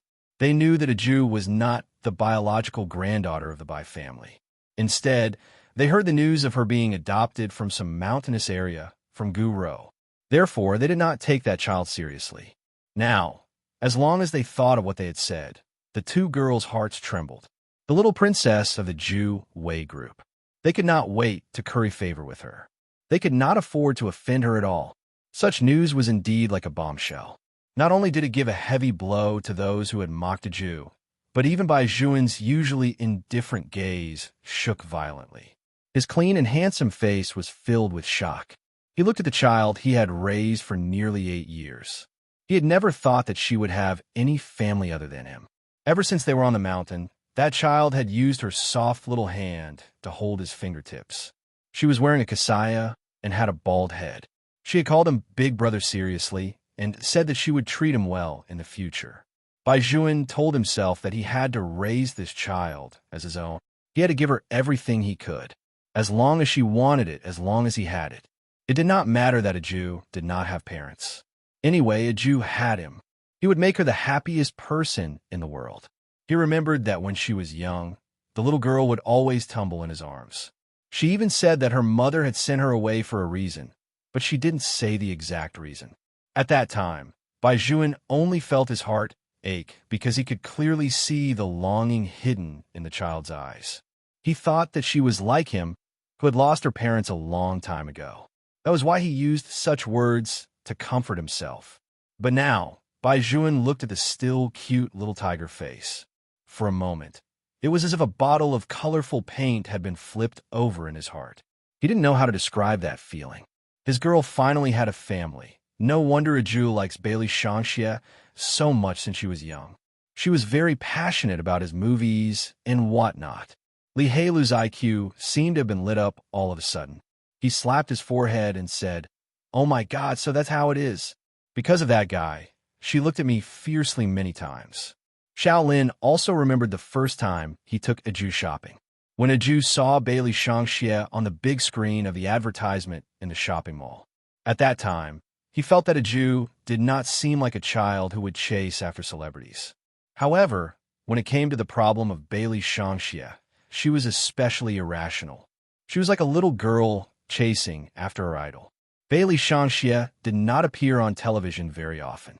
Every time Bailey Shangxia came out, her round almond eyes would light up. At that time, Bai Juan had even eaten a big bowl of vinegar because of this matter. He had even made a fuss about going out to live outside once now that he thought about it. As a sister, she must have been extremely supportive and fond of her brother. Also, when they met Hellion Qingxian in the school cafeteria and provoked her, no wonder a Jew had such a reaction. She looked at them with vigilance and did not give in at all. At that time, they still did not understand why a Jew would fight with them to such an extent for an outsider. Now the truth was out. When they were fighting with Hellion Qingxian, there were two girls beside them who kept mocking Hellion Qingxian. According to a Jew's temper, she did not directly rush over at that time and send them flying with a kick. This was already the greatest extent of her tolerance. At that time, a Jew probably cared about their face, so she did not beat up Gu Rou and the others. But even so, he and Hai Lu were very clear about how Bai Juan had survived that day. In front of him, a Jew chose to protect others. Bai Juan did not attend that afternoon's class, nor did he have the mood to care about other things. Otherwise, Gu Rou would not have jumped around for so long. When Shaolin thought of this, he turned his eyes and could not help but look in Bai Juan's direction. Now, Bai Juan was most concerned about the identity of that person. Since Hellion Qingxian was a Jew's brother, the two of them should be fine. However, Shaolin knew that Bai Juan had really done everything that he had disdained to do in the past for a Jew. For example, going to the sea to do business.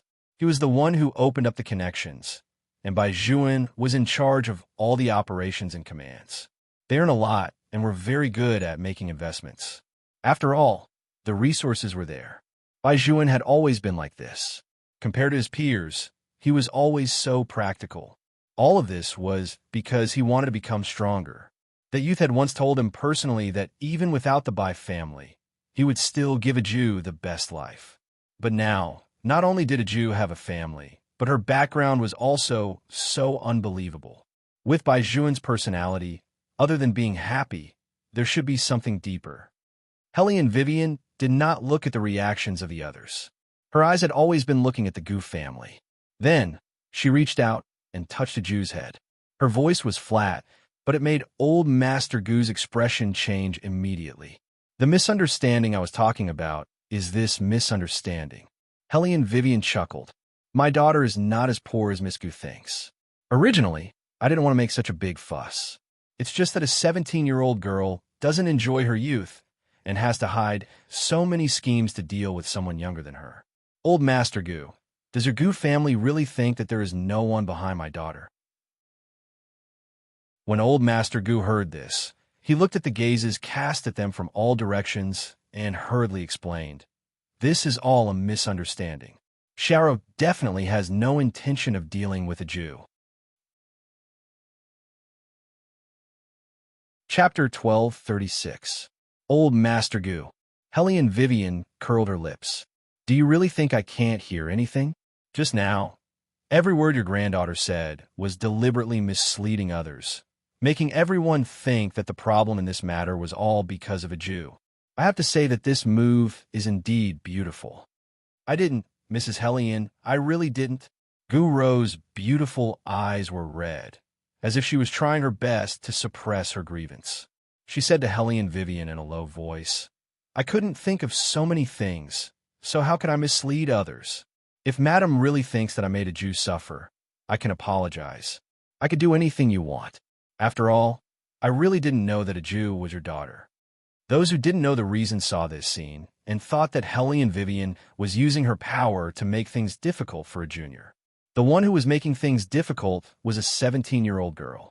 Hellion Vivian looked at Gu Rou's haggard little face and suddenly smiled.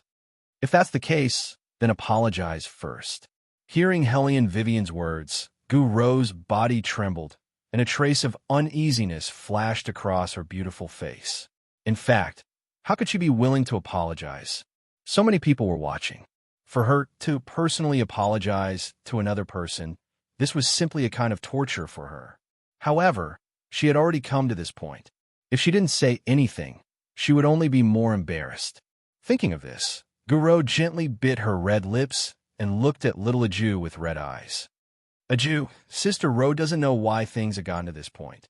It was clearly just a birthday gift, but it caused everyone to misunderstand. If Sister Ro's unintentional actions made you feel uncomfortable, Sister Ro apologizes to you. After Guro finished speaking, she turned her head and cried. She looked as if she had been beaten into confessing. Old Master Gu also felt uncomfortable. He turned his head and said to Helly and Vivian angrily, "Madam should be satisfied now, right?" Not satisfied. These three words are not said by Helly and Vivian. It was Beligaju who was standing at the side and had not spoken. Aju looked back with her round almond-shaped eyes. Bailey Ju glanced sideways and glanced at her. Then he reached out and placed his hand on her little head, rubbing it back and forth. The black gloves perfectly wrapped around his slender hands, making him look like a character who had walked out of a comic book. His handsome and dignified face was still as calm as ever, but he did not know why. The moment he opened his mouth, that evil and cold aura suddenly became very strong. Aju raised her hand and touched the top of her head that her father had touched. Her small face was even more stunned. Did Imperial Father stroke her head? His head was touched by his father. This was the only thought left in Aju's mind. He didn't even care about the people around him. Bailey Shangxie and Helian Qingchun watched from the side and couldn't help but raise their eyebrows. Back in the day, Imperial Father had never touched their heads or killed them. It was already good enough that he didn't throw them here and there. When it came to Qingchun, the man still had some patience. When it came to Bailey Shangxie, he really displayed the characteristics of a demon to the fullest. Bailey Shangxie basically didn't want to recall the past. Thousands of years ago, in order to find his mother, his father was so angry that he almost destroyed his son. Now, the Gu family was actually throwing a tantrum at his mother. They were really too blind. Old Master Gu still didn't realize what he was going to face next.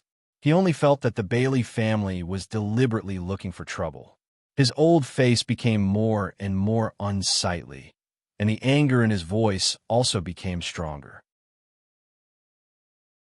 CEO Ju, are you insisting on making things difficult for my Gu family?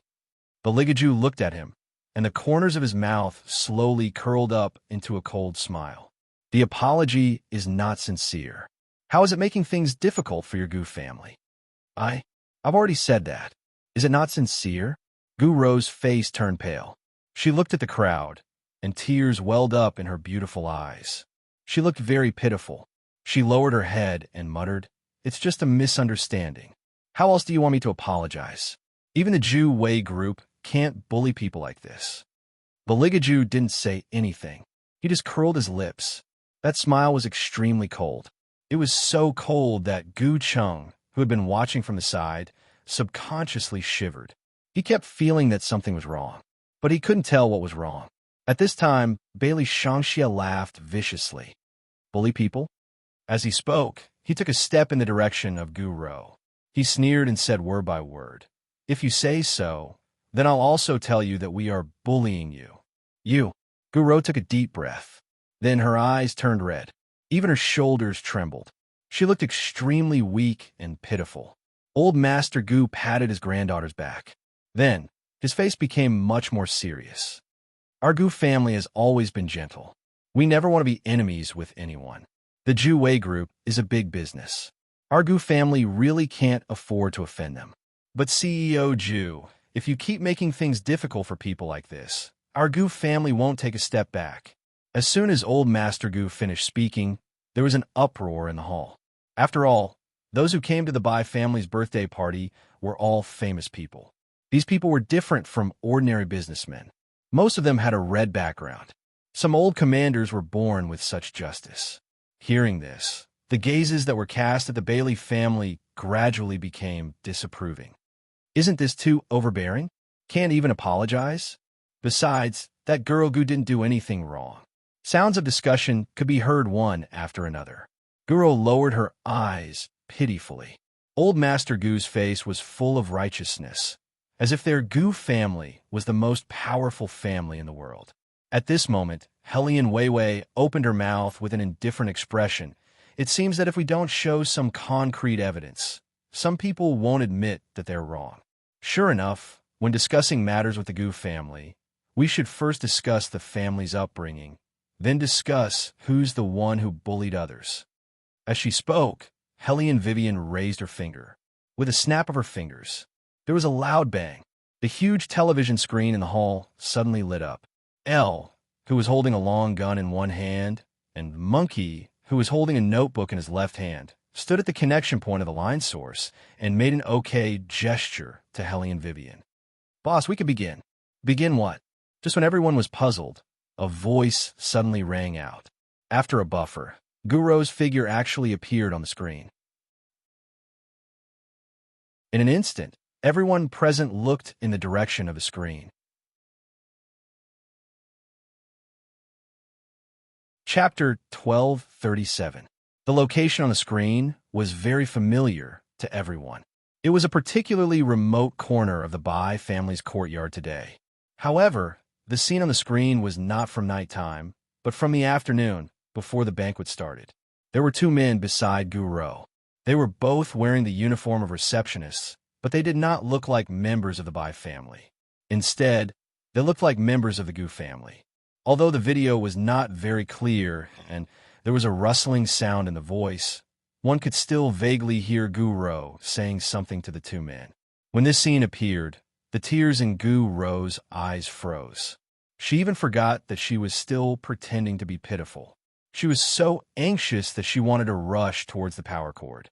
Hellion Vivian turned to the side to block her. Her eyes were slightly cold. It hasn't started yet. Why are you in such a hurry, Miss Gu? Grandpa. Guro knew that she couldn't go over, so she could only turn around and grab Old Master Gu's sleeve tightly, wanting him to help. Old Master Gu looked at Beligaju and knocked his dragon-headed walking stick heavily. His eyes were full of anger. What are you trying to do? Why is my granddaughter up there? Haven't the Gu family always been kind and honest? The smile at the corner of Beligaju's mouth was cold, and the hostility between his eyes was even more obvious. As his words fell, there seemed to be an invisible fog behind him that was surging back and forth, making it impossible for people to get close to him. The thugs of the Gu family who followed Old Master Gu still wanted to move, but just as they took a step forward, they were blocked by a black shadow that suddenly appeared in front of them. Old Master Gu could only widen his eyes angrily and say anxiously, Beligaju, shoo, lower your voice. Bailey Jiaju put his slender fingers between his lips. His movements were elegant and devilish. Even the corners of his mouth looked like he was smiling, yet not smiling. My subordinates have bad tempers. Old Master Gu is always moving around like this. I'm not sure if they will hurt you. That's right, it was not them, but them. Every man in black was transformed from the monsters that followed behind Bailey Jiaju. The Gu family's hired thugs did not know if they were hallucinating, but they felt that when those people blocked them, their eyes seemed to be suffused with a blood-red color that made them tremble all over. Bailey Shanxia looked at this scene and laughed evilly. Hellion Qingqian's expression was indifferent. She only stroked a Jew's head with her fingers and stood with her sister like that. Her eyes were cold as she looked at the Gu family. Without these distractions, Hellion Vivian glanced at Monkey and the rest, indicating for them to continue. The screen pressed the play button again, and Guro's voice slowly entered everyone's ears. When you see her, think of a way to drive her away, understand? At this point, Guro paused and took out a stack of money from her wallet. She placed it in the hands of the two men. You have to be straightforward when you do this. Don't let anyone know. The two men didn't accept it at first. They seemed to be a little worried. Miss, this is the Bai family's banquet, not the Gu family's. If we don't let her go home, will there be trouble? What trouble can there be? Guro slapped the money into their hands and smiled gently, as if she was very confident. Don't worry. You have to have a birthday invitation to enter and leave this house. She doesn't have an invitation with her, and she doesn't want to come back with us. It's normal that she can't enter the Bai family. When the time comes, no one will suspect you. They will only think that she didn't arrive. After the two men heard this, they asked, "Won't young Master Bai be anxious if Miss Bai doesn't appear? And old Master Bai? Today is Bai Juan's birthday. No one will care where an adopted daughter goes. Moreover, she was originally a guest in someone else's house. You don't have to worry about this. I'll do a good job." Guro obviously didn't think this was a problem. One of the men said again, "There are so many guests coming and going. What if she clamors to come in? You guys deal with this as you see fit. If she's too troublesome, find a place to lock her up first." Guro's voice sank. "As long as she doesn't enter the Bai family today, you'll be rewarded." When the two men heard this, they made up their minds and nodded. Yes. As soon as the three of them finished speaking, two girls entered the camera. One of them smiled and held Guro's arm. They looked very intimate, as if they didn't think that they had done something wrong. Instead, they were a little proud. "Guro, your idea is still the best. To be honest, young Master Bai's sister is really too much of a hindrance. The last time we had a meal, it was the same. We were all 17 or 18 years old. We had to have some space for free love. As a junior high school student, she always followed behind young Master Bai. She didn't have any judgment at all, causing us to not even feel comfortable eating. She was either worried about this or that. Also, the last time we were in number 1 high school's cafeteria, the 3 men and 3 women could have directly made friends with each other. It was obvious that there was one more person. She didn't know her own limits at all. She even needed us to remind her to avoid it. As expected, she came from a small place. She didn't know the rules. Even after entering the Bai family, she couldn't change that uncomfortable poor aura. She didn't like to eat meat and always liked to eat vegetables. How could others accommodate her every time? Great. Now that she wasn't at the birthday party, we could play to our heart's content. That's right, that's right. The other girl's face revealed a look of anticipation. Even her eyes were sparkling. I heard that old Master Gu's banquet plan for the Bai family included a condition for us to play alone. We could roast meat and have fun all night. Unfortunately, the Bai family canceled this project because they had to take care of that child. Now that the child can't even enter the house, they don't have to think about her anymore. A private celebration, just thinking about it makes me excited. Guro, you can still be with Senior Colonel Bai. The two of you, what are you thinking about? Guro's face revealed a trace of shyness and pink. Then, she chuckled and said coldly, "You saw it too. I wanted to get along well with her time and time again, but this child is so insensible. She always likes to embarrass me in front of others. Since I asked her when I met her and she didn't want to come back, then I'll let her stay outside obediently. That way, she won't forget her background." Guro is right. The Bai family is too good to this child, especially Senior Colonel Bai. Why is he so good to a foster sister? Chapter 1238. Guro listened to the words beside her ear and sneered.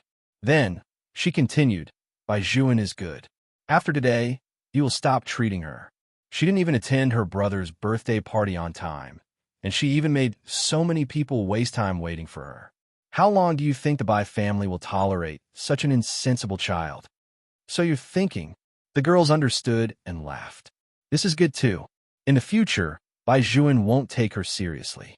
When we go out again, no one will bother us." Then the screen shook and the camera panned to a school cafeteria. In the bustling crowd, a Jew was sitting upright beside a long table. She was holding a lunchbox in her hand and a little white cat on her head. The cat's tail was wagging here and there. On the screen, a Jew opened the lunchbox and looked like she was preparing to eat. At this moment, 2 of the 3 girls looked at each other from her side. Then they opened their mouths. Due to the noise and the fact that no one was taking the video on purpose, there was a lot of noise. Therefore, the quality of the picture was not very good. But even so, from the concentrated voices, one could still hear what they were saying to a Jew. The meaning was nothing more than saying that this cat took up too much time and asked the Jew to go to another table. Although Guro and the others were not very straightforward, the contempt and exclusion in their eyes were very obvious. A Jew glanced at them and clenched her small fists. She looked like she wanted to beat them up. However, the child did not say anything in the end. She just buried her small head and hugged the lunchbox in her hand. She sat at the dining table next to them and began to feed the little white cat. For some reason, her small back view looked lonely and lonely. The three girls then started to chat and laugh. One of them even glanced at a Jew. Then, she lowered her voice and whispered in Gu Ro's ear, Baijuan's sister is really an eyesore. Fortunately, at this moment, Helian Qingchun, who was wearing a school uniform, appeared in the scene. He walked to a Jew's side. Then, Li Hailu and the others rushed towards him. Then, the girls mocked him, saying that a person like him was not worthy of eating on the second floor of the cafeteria. They told him to go back to where he came from, and so on. Those words that entered his ears were too unpleasant. Some people in the hall could not help but raise their hands to cover their mouths. Their eyes were filled with shock. The commanders stared at the scene in front of them for a long time. All of them widened their eyes in shock. They had never thought that a 17-year-old girl would be so scheming. They had never thought that these well-mannered girls in front of them would be like this behind their backs. Not only did they mock and ridicule them, they even looked down on them. How did the Gu family raise such a granddaughter? In an instant, everyone in the hall turned to look at the Gu family. It's too ruthless. I really didn't expect this to be a girl's idea. If it wasn't for his brother's protection, a Jew would have been bullied. I've already been pushed aside, okay? Wasn't it shown in the video? Those girls' faces were too ugly. Oh my God, I was speechless. Hearing the discussions around her, Gu Ro was stunned. After a while, she said in a panic, This isn't true. This can't be real. Gu Ro's face was pale. She wanted to defend herself, but the video was clearly displayed there. No matter how hard she tried to deny it, she could not come up with a reasonable excuse. Even her words became pale and powerless. Gu Ro bit her lip tightly. Why was there this video? These things shouldn't exist in this world. The video is fake. These videos must be fake. Gu Ro denied it crazily. She only wanted to turn off the screen as soon as possible. However, everyone knew what the truth was. After watching the video, the shocked old master turned to look at Gu Ro. His eyes were filled with disbelief. His gaze towards Gu Ro was filled with shock, disappointment, and even anger. Helian Wei Wei stood at the side, the corners of her mouth curled up, bringing out a faint sneer. Miss Gu, before you say that the video is fake, can you please take a look at the date and source of the video? These videos were all taken from the school and the Bai family surveillance cameras. How could they be fake? Gu Ro's pale face froze. Helian Vivian's every word was like the sharpest needle, piercing through all her disguises. Helian Vivian looked at her indifferently. Her eyes slid past her face and landed on Old Master Gu. Old Master Gu, haven't you always said that our family is bullying others? After watching this video, I wonder if Old Master Gu will still say that our family is bullying your good granddaughter? When Old Master Gu heard this, he was extremely embarrassed. The existence of the video was like a pair of invisible hands, slapping his face until it hurt. What his precious granddaughter had done was clearly recorded on it. He didn't even dare to believe that the person who said those sarcastic words was his granddaughter, who had always been obedient and sensible. He had just said that the Gu family had always been kind to people. But in the surveillance camera, it was simply too clear how his granddaughter had bullied a little girl. Helian Vivian didn't stop. She glanced at the people present, and her tone turned cold. No matter how my daughter was born, it's not her fault that she came to the Bai family and followed Baijuan. Gu Ro felt that she was an eyesore and hindered your precious granddaughter from pursuing Baijuan, so she came up with so many sinister tricks. It's fine if it's just to ostracize her, but she actually wanted someone to capture my daughter and lock her in a room. In order to get close to Baijuan, in order to make Baijuan hate a Jew, and in order to be in the limelight at Baijuan's birthday party, she used such a method to deal with a Jew. She clearly knew how much a Jew valued Baijuan's birthday, yet she still did it so deliberately. Old Master Gu, this is really a good granddaughter that your Gu family has raised. Helian Vivian's last sentence was like a huge blow, causing Old Master Gu to feel as if he had been ruthlessly beaten. At this point, everyone in the hall clearly understood what was going on. They looked at the Gu family. That kind of crusading gaze made Old Master Gu wish he could find a hole to hide in. Chapter 1239. It's not like that. Listen to my explanation. It's not like that. Gu Ro's entire body trembled slightly as she looked at the crowd in fear. She anxiously explained, and bean-sized tears fell from her face uncontrollably. She couldn't admit it. Once she admitted what she had done, her reputation would be completely ruined. I really didn't think too much at that time. Gu Ro tugged at old Master Gu's sleeve anxiously. Grandfather, you have to believe me. I really didn't think too much. Old Master Gu raised his head and looked at the crowd. Under so many gazes, he didn't know how to open his mouth. Hellion Vivian chuckled. Her eyes were a little cold. Old Master Gu, it's a pity that your granddaughter didn't learn how to act. She said that she didn't think too much. She even thought of ordering someone to kidnap a girl who wasn't even 12 years old. What else did she not dare to do? If it weren't for these videos, she wouldn't have admitted to doing all this. She even tried to mislead people and make the guests feel that our family was bullying her. This kind of scheming is not like what she said. She didn't think too much. Hearing this, Gu Ro's face turned pale. No, it's not like that. I really just wanted a Jew to have some self-awareness. I never thought of bullying her at all. I wanted her to know that a child like her isn't worthy of Baijuan at all. However, she's too clingy and doesn't know anything. She always follows behind Baijuan. I really never thought of really harming her. Gu Ro. Hellion Vivian's voice sank. I've never liked to bully the weak, but you've gone too far in pretending. It's really difficult for people to show mercy. At this point, you're still saying that you never thought of harming others. You got someone to lock a Jew up for a night. Isn't this method ruthless enough? It was more than just ruthless. It was simply inhumane. People were discussing animatedly. One had to know that any kind-hearted person would not use such a method to deal with a child. This could not be said to be an unintentional mistake. It was obvious that she wanted to directly destroy a Jew. Shaolin and Li Hailu looked at each other. Their current feelings were more complicated than anyone else's, especially Li Hailu. He wished he could slap himself twice and then teach Gu Ro a lesson. If it wasn't for him, even if Baijuan wanted to make a deal with the Gu family, Gu Ro wouldn't have been able to do these things so easily. It was all because he was blind and couldn't see through her. He had been angry that a Jew was siding with others and not them.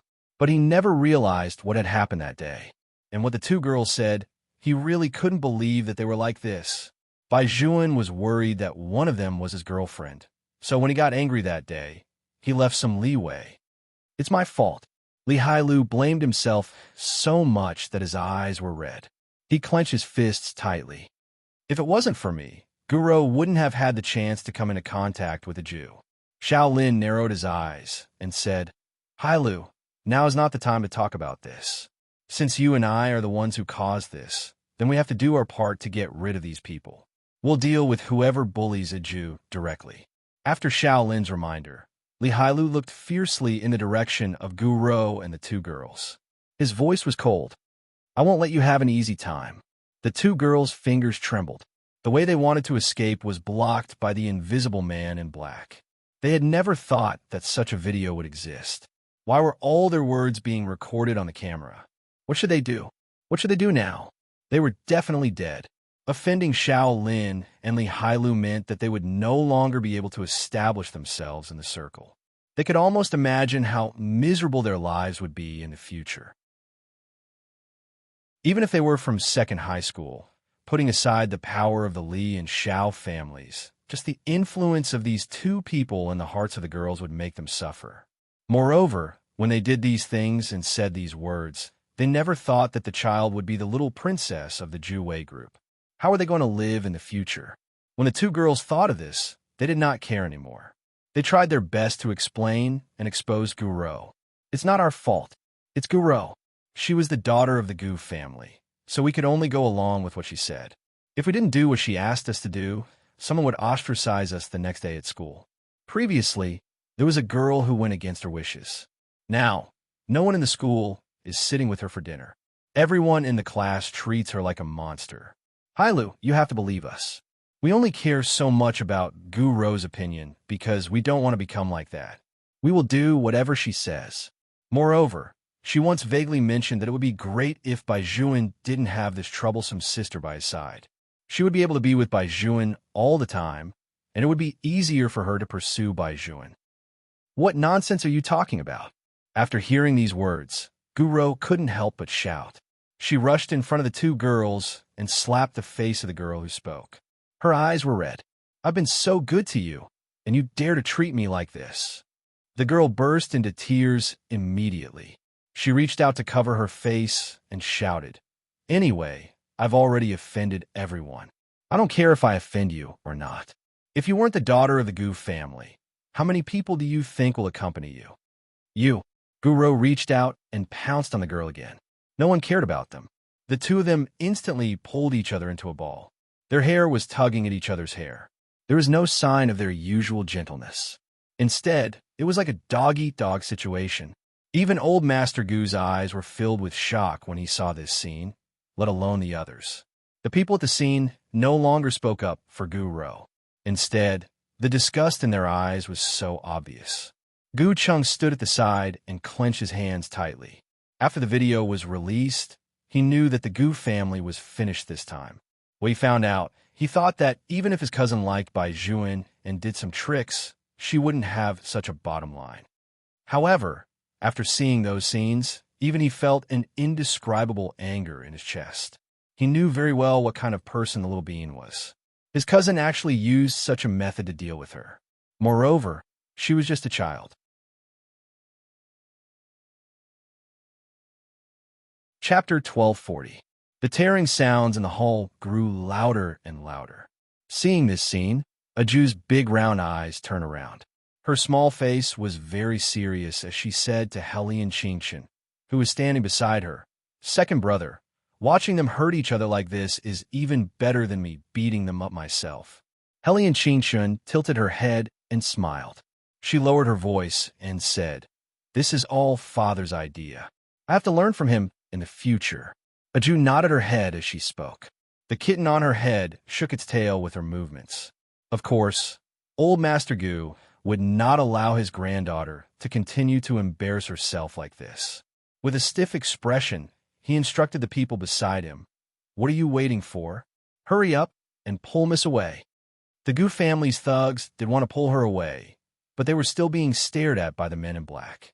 Just the look in their eyes was terrifying. It was as if the ones looking at them were not humans, but some other unknown creature. The Gu family's thugs were so scared that they did not dare to move. Seeing this, old Master Gu became even more anxious. He walked over with his walking stick and wanted to pull his granddaughter away personally. However, when Gu Ro raised her hand, she touched his eyes. There was a loud bang. Old Master Gu's walking stick loosened. If Gu Chung had not reacted quickly and dragged him from behind, old Master Gu's old life would have been over here. Nonsense. This is simply nonsense. Old Master Gu felt a burning pain in his eyes. He knew that everyone here was looking at them, looking at the Gu family as if they were watching a farce. It might not be so embarrassing if it was just scheming against others, but what was this now? The granddaughter that he had carefully raised and praised every time she met actually flew into a rage in public like a shrew. And the things that were mentioned in the video, every single one of them made old Master Gu want to leave immediately. Seeing old Master Gu like this, Gu Chung reached out and grabbed Gu Ro's wrist. Gu Ro was still struggling, shouting, Gu Chung, let go of me. I'm going to teach this traitor a lesson. As she spoke, she kept kicking her feet as if she wanted to kill the other party. Gu Chung was furious and pulled her over. The young man's voice was very deep at this moment. Enough. Wake up and see what kind of situation this is. After hearing Gu Cheng's words, Gu Ro finally realized that she was still at Baijuan's birthday party. She panicked and looked to her side. She saw that everyone present was looking at her as if she was trash. The disgust in their eyes was so obvious. Only then did she realize what she had done in front of everyone. I didn't do it on purpose. Gu Ro's voice became weak again.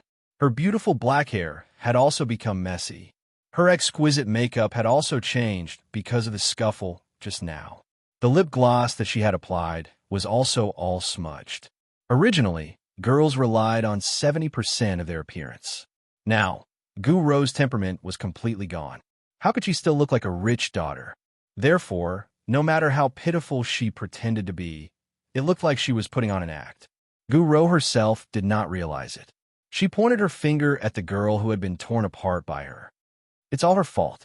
She's slandering me. Slandering? The girl sneered. Half of her eyelashes had fallen off. She did not look much better. She was sharp-tongued. What you said before is all in our WeChat group. There are all the chat records there. Are you only willing to admit it after I send the chat records to everyone? Miss Gu. Gu Ro's face turned green as if she was angered by her words again. Her fingers trembled as if she was about to pounce on her again. Gu Cheng waved his long arm and stopped her. Gu Ro cried. At this point, it seemed that all she had left was crying.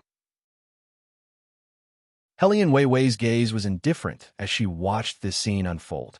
The corners of her mouth slowly curled up. Old Master Gu, look, no matter how much you deny it, your granddaughter has already started to fight amongst herself. Old Master Gu's left eye had already turned green because of Gu Ro's bump. He seemed to have aged 10 years in an instant. The white hair on his forehead was messy, and even his back was bent. Where was the domineering aura he had just now? He first glanced at Helian Vivian and opened his mouth, but he could not bring himself to do so. But this matter had to be settled. If this continued, the Gu family would only be even more embarrassed. Thus, he turned his head and looked at his good friend of many years, Old Master Bai. Old Bai, look at my rower now. She also knows that she was wrong. She's not a child with a bad heart. I didn't notice. She said before that the Zhuan boy was too difficult to get close to. She had never liked a boy so much. As her grandfather, I was worried for her. For the Zhuan boy, she had done too many things that she wouldn't have done, including everything she is doing now. It's all because she wants to pursue the Zhuan boy. The more Old Master Gu spoke, the lower his voice became. Can you say something for Ro, or on account of our many years of relationship? You're by family raised a Jew. The people of Zhu Wei Corporation will definitely listen to what you say. A Jew can make us apologize however she wants. But can Ro leave some face for her? After all, she's still a child. She did something wrong in a moment of impulse. Fortunately, a Jew didn't suffer any harm. Why don't we? Bang! Old Master Gu had not finished his words. He heard a sharp gust of wind suddenly sweep past his ears. It was fierce. What flew past his ear was not something else, but a transparent goblet. The goblet flew to the wall behind Old Master Gu. Then, it fell to the ground and turned into pieces of debris. The water gradually splashed onto Old Master Gu's face. This made him unable to recover for a long time. It was obvious that he was frightened by this sudden sound. When he turned around with pale lips, he saw Bai Zhuan standing tall and straight. Because the goblet in his hand was gone, he was particularly eye-catching. The pure white suit gave people a sharp and vicious aura. His handsome face was even colder at that moment. Chapter 1241.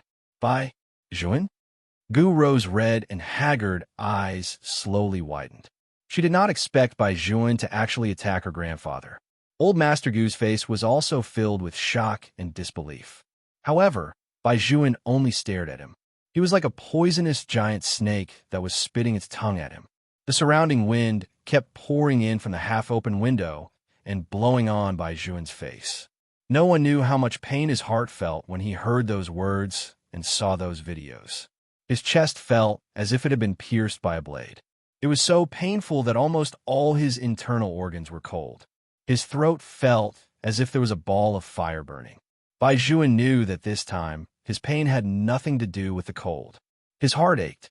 When everything Gu Ro had done was exposed in front of him, his heart felt as if it had been placed on a fire of anger.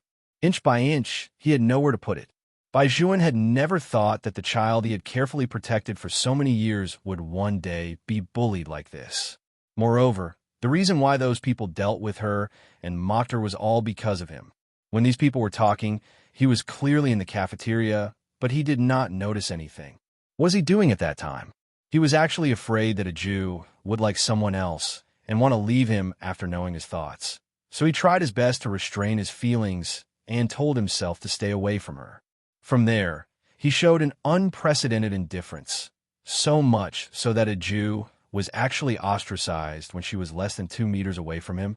The feeling in his heart was no longer as simple as just feeling uncomfortable. If this still caused a Jew to be hurt, then what was the point of him enduring everything for a long time to deal with those businessmen? Everything he did was to make a Jew not do anything. As long as she was responsible for being happy, she would continue to be happy. Now that he thought about it, a Jew must have sensed his deliberate alienation back then. That was why she did not say anything at that time. She silently took the lunchbox and moved to another table. Bai Xuan no longer knew how to express his feelings, as if he had been drenched in snow. His hands could not help but clench involuntarily. Because he used too much force, his nails sank into his flesh. However, at this moment, Bai Xuan seemed to not feel any pain at all. He only looked at Gu Rou coldly and said word by word, "If killing is not against the law, I really want to shoot you to death." Gu Rou was shocked. Then, even her lips turned pale and colorless.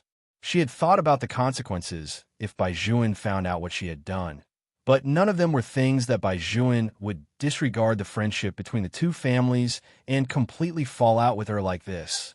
Does he not want that contract anymore? Gu Rou's thoughts were always the same. She thought that she was the one who understood Bai Xuan the best. In fact, those contracts were nothing to Bai Xuan.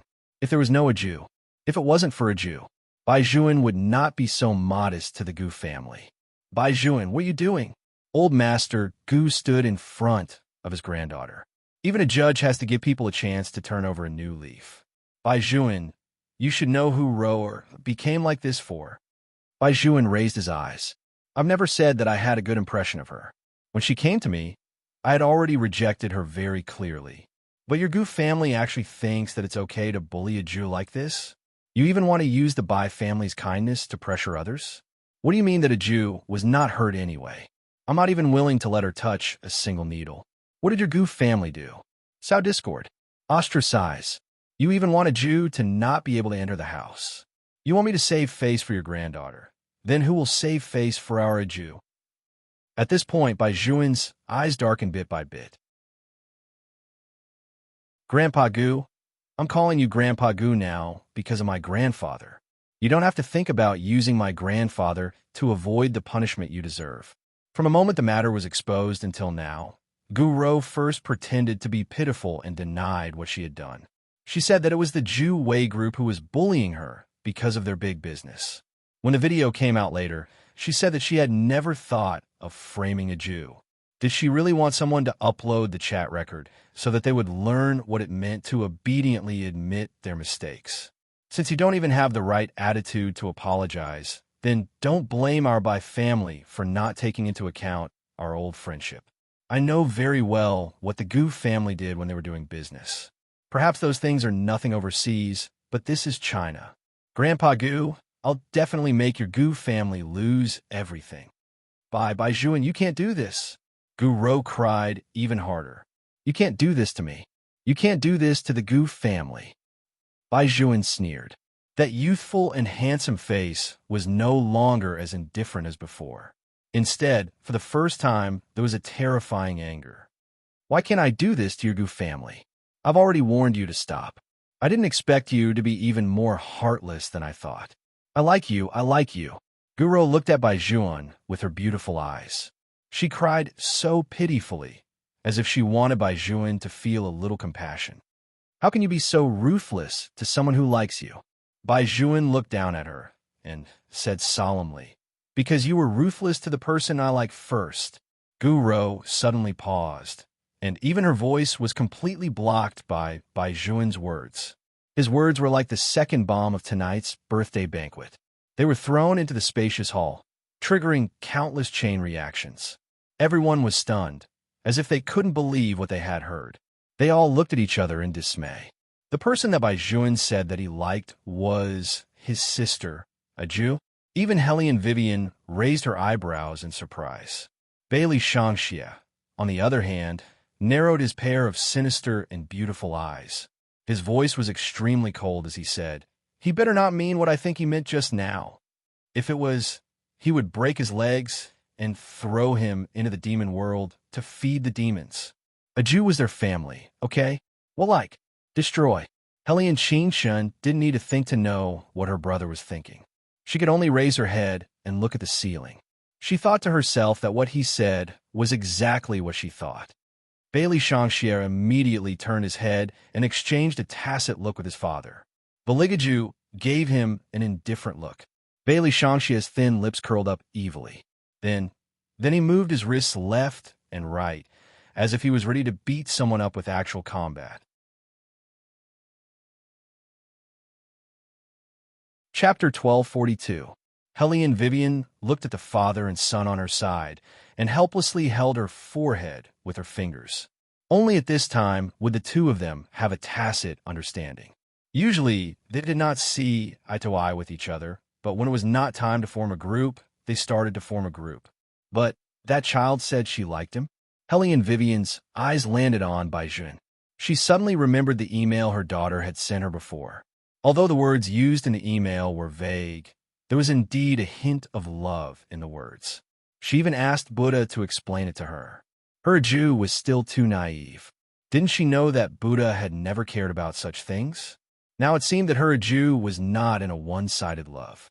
However, it was really too early to settle down before the age of 12. Although she had also settled down with His Highness when she was about the same age, a Jew was different. Her daughter probably did not look at looks like she did. Her daughter used to be very ignorant. She even said that she wanted to be a temple abbot and was very serious about it. Hellion Vivian had always thought that her daughter was a career type. How could she be confessed to in public just like that? She did not think much of it. Her daughter being liked meant that her daughter was outstanding. After all, she had always been at ease with the Bai family's character. It was just that the father and son pair knew that someone liked their daughter. Their reaction would definitely not be too friendly. Hellion Vivian thought for a moment and still felt that it was appropriate to help the Bai family's boy. She could not let His Highness and the others beat him up, right? After all, His Highness's punch was not something that anyone could withstand. It could really cut a hole in the ground. Most importantly, Hellion Vivian reacted at that moment. She felt that there were not many people who had the guts like Bai Zhuan in the future. It was not like the father and son pair would beat up whoever chased after a Jew, right? What if they beat away all the suitors? This was really a problem. Therefore, after Hellion Vivian struggled for a while, she turned her body to block Beligaju's way. After Beligaju saw a certain someone's actions, a faint smile flashed across his deep eyes. Then, he reached out and pulled her over. His voice was low and pleasant. Don't worry, I won't do it. Seriously? Hellion Vivian raised her eyebrows to confirm, in order to avoid not ending up in a mess later. Beligaju nodded. Just when Hellion Vivian felt that she could finally breathe a sigh of relief, His Highness continued. In any case, Shangxie was the one who wanted to make a move. Hellion Vivian, as the person being confessed to, a Jew's almond-shaped eyes, which were originally round, were now even bigger and brighter.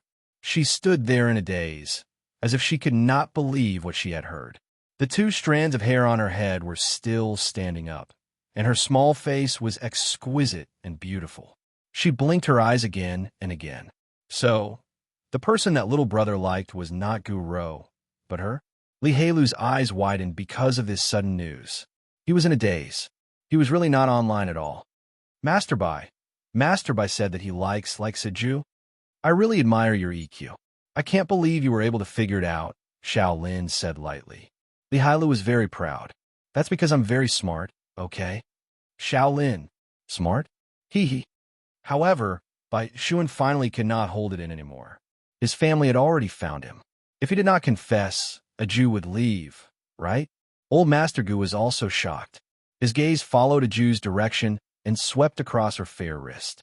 His back suddenly trembled. Then, he suddenly raised his head and looked at Bai Zhuan with flickering eyes. You agreed to my condition because of her? Yes. Bai Zhuan did not look at old Master Gu again. All his attention was now on a Jew. He was looking at her expression. Perhaps it was too early to say that she liked him for a girl who was not even 12 years old. But he really could not hold it in anymore. However, when this moment came, Bai Juan still felt that he had stepped into a bottomless abyss with one foot. It was more than a bottomless abyss. If a Jew hated him because of this and treated him as a pervert, what should he do? Bai Juan bent his pale fingers. The blood-colored crescent moon in his palm had already begun to bleed. However, there was not the slightest change in emotion on his face. His eyes were so deep as he stared at a Jew. There was a gentleness in his eyes that everyone could feel. Gu Cheng watched from the side and clenched his fingers. But now, he realized that he could only watch like this, after all the things that the Gu family had done to the little bean. So what if he sensed the strangeness in his heart? Although the two of them were very far away, the little bean had always thought of her little brother for everything. As for Bai Juan, he finally knew why his cousin had such great hostility toward a Jew.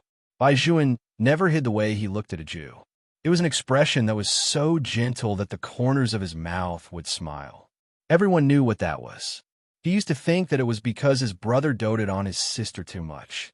But now, Gu Cheng lowered his eyes and his fingers drooped down. Old Master Gu also began to be afraid. He looked at Old Master Bai again, but he did not expect that this time he would not say anything. Old Master Bai opened his mouth to interrupt him. His voice was so deep that it was like the metal on his shoulder. Old Gu, our relationship is our relationship. I really can't believe that what you said just now came out of your mouth. If the younger generation made a mistake, just let them admit it. But you're obviously biased. Old Gu, she is either your granddaughter or your granddaughter. No matter whose child the Jew is, she is a member of the Bai family and my granddaughter. You always said that you wanted me to take into account our old relationship in your granddaughter's face.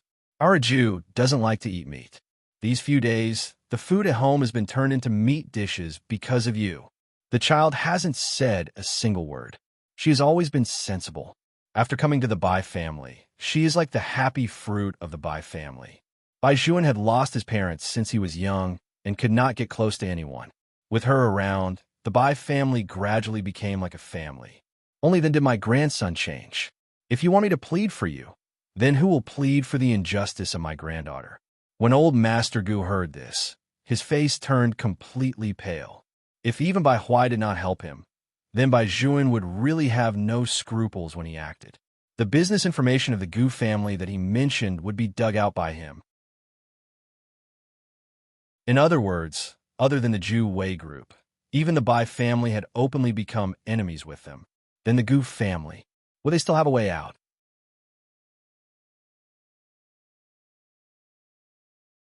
Chapter 1243. Gu Rou panicked as well.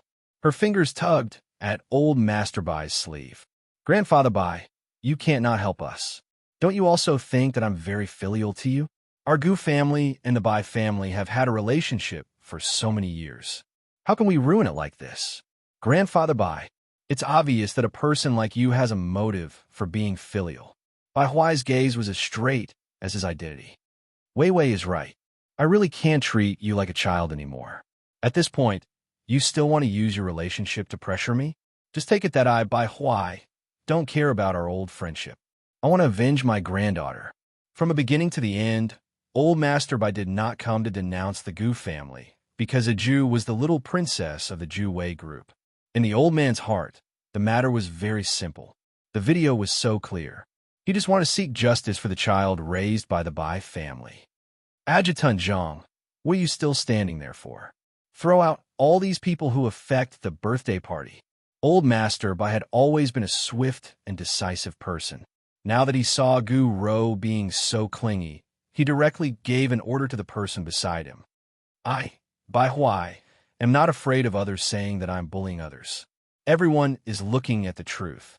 Justice is in the hearts of the people. Adjutant Zhang's execution was also very strong. He pulled Gu Rou up with one hand. His strength was very strong. She actually bullied their young lady.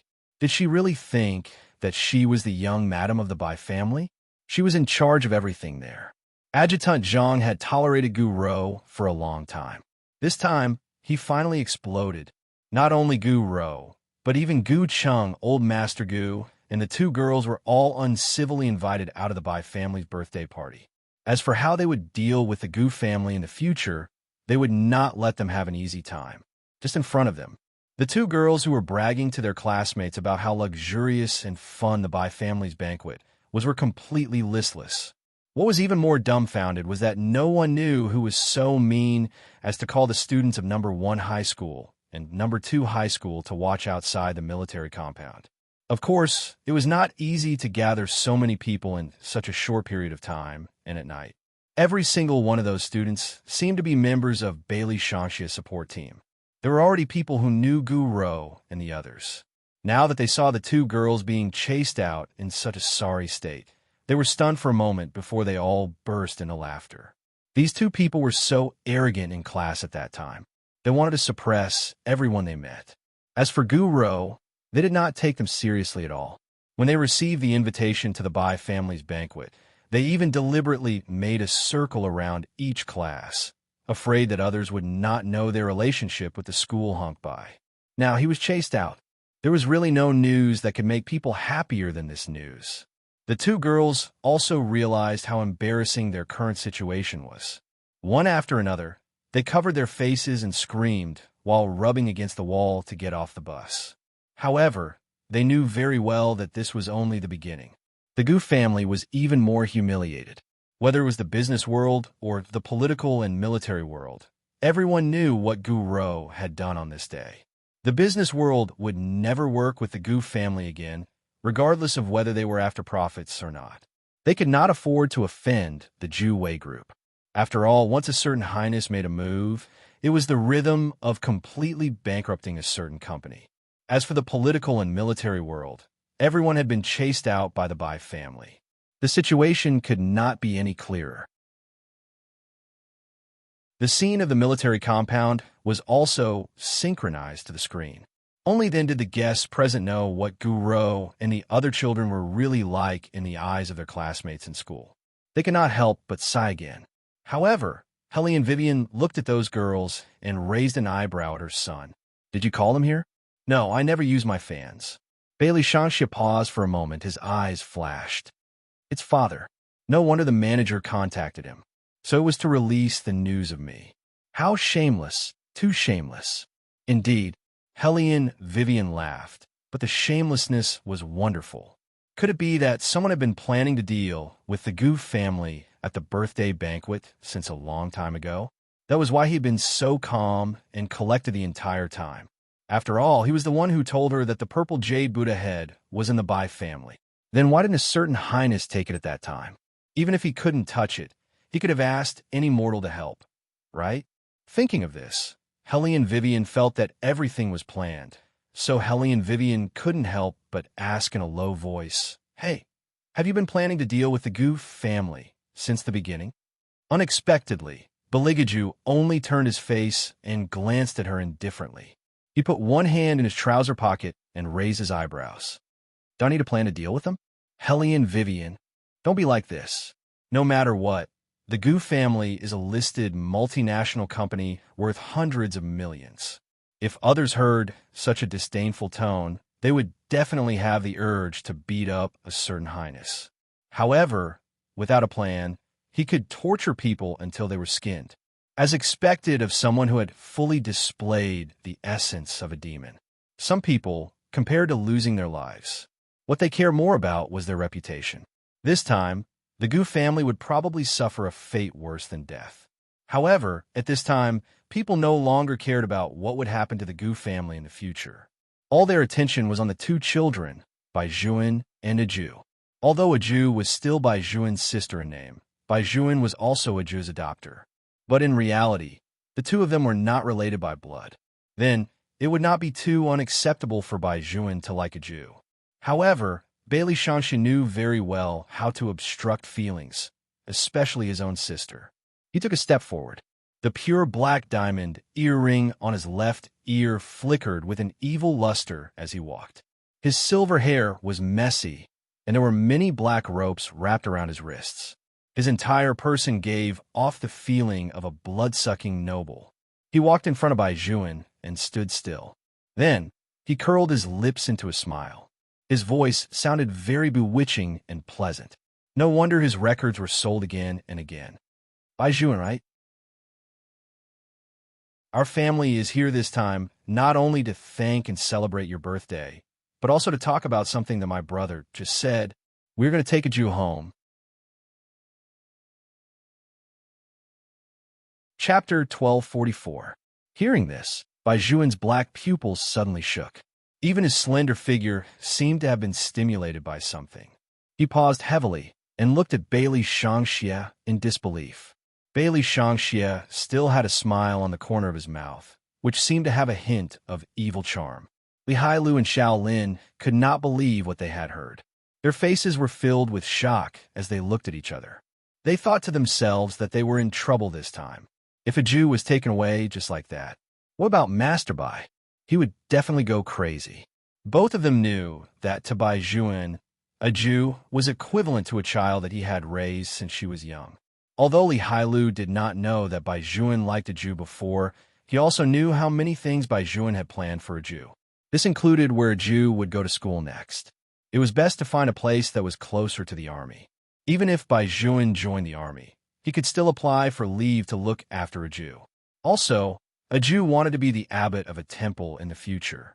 Baizhuan also started to make investments from business. It was to help a Jew realize her wish. This was something that he would never do in the past. It was actually not easy to do these things.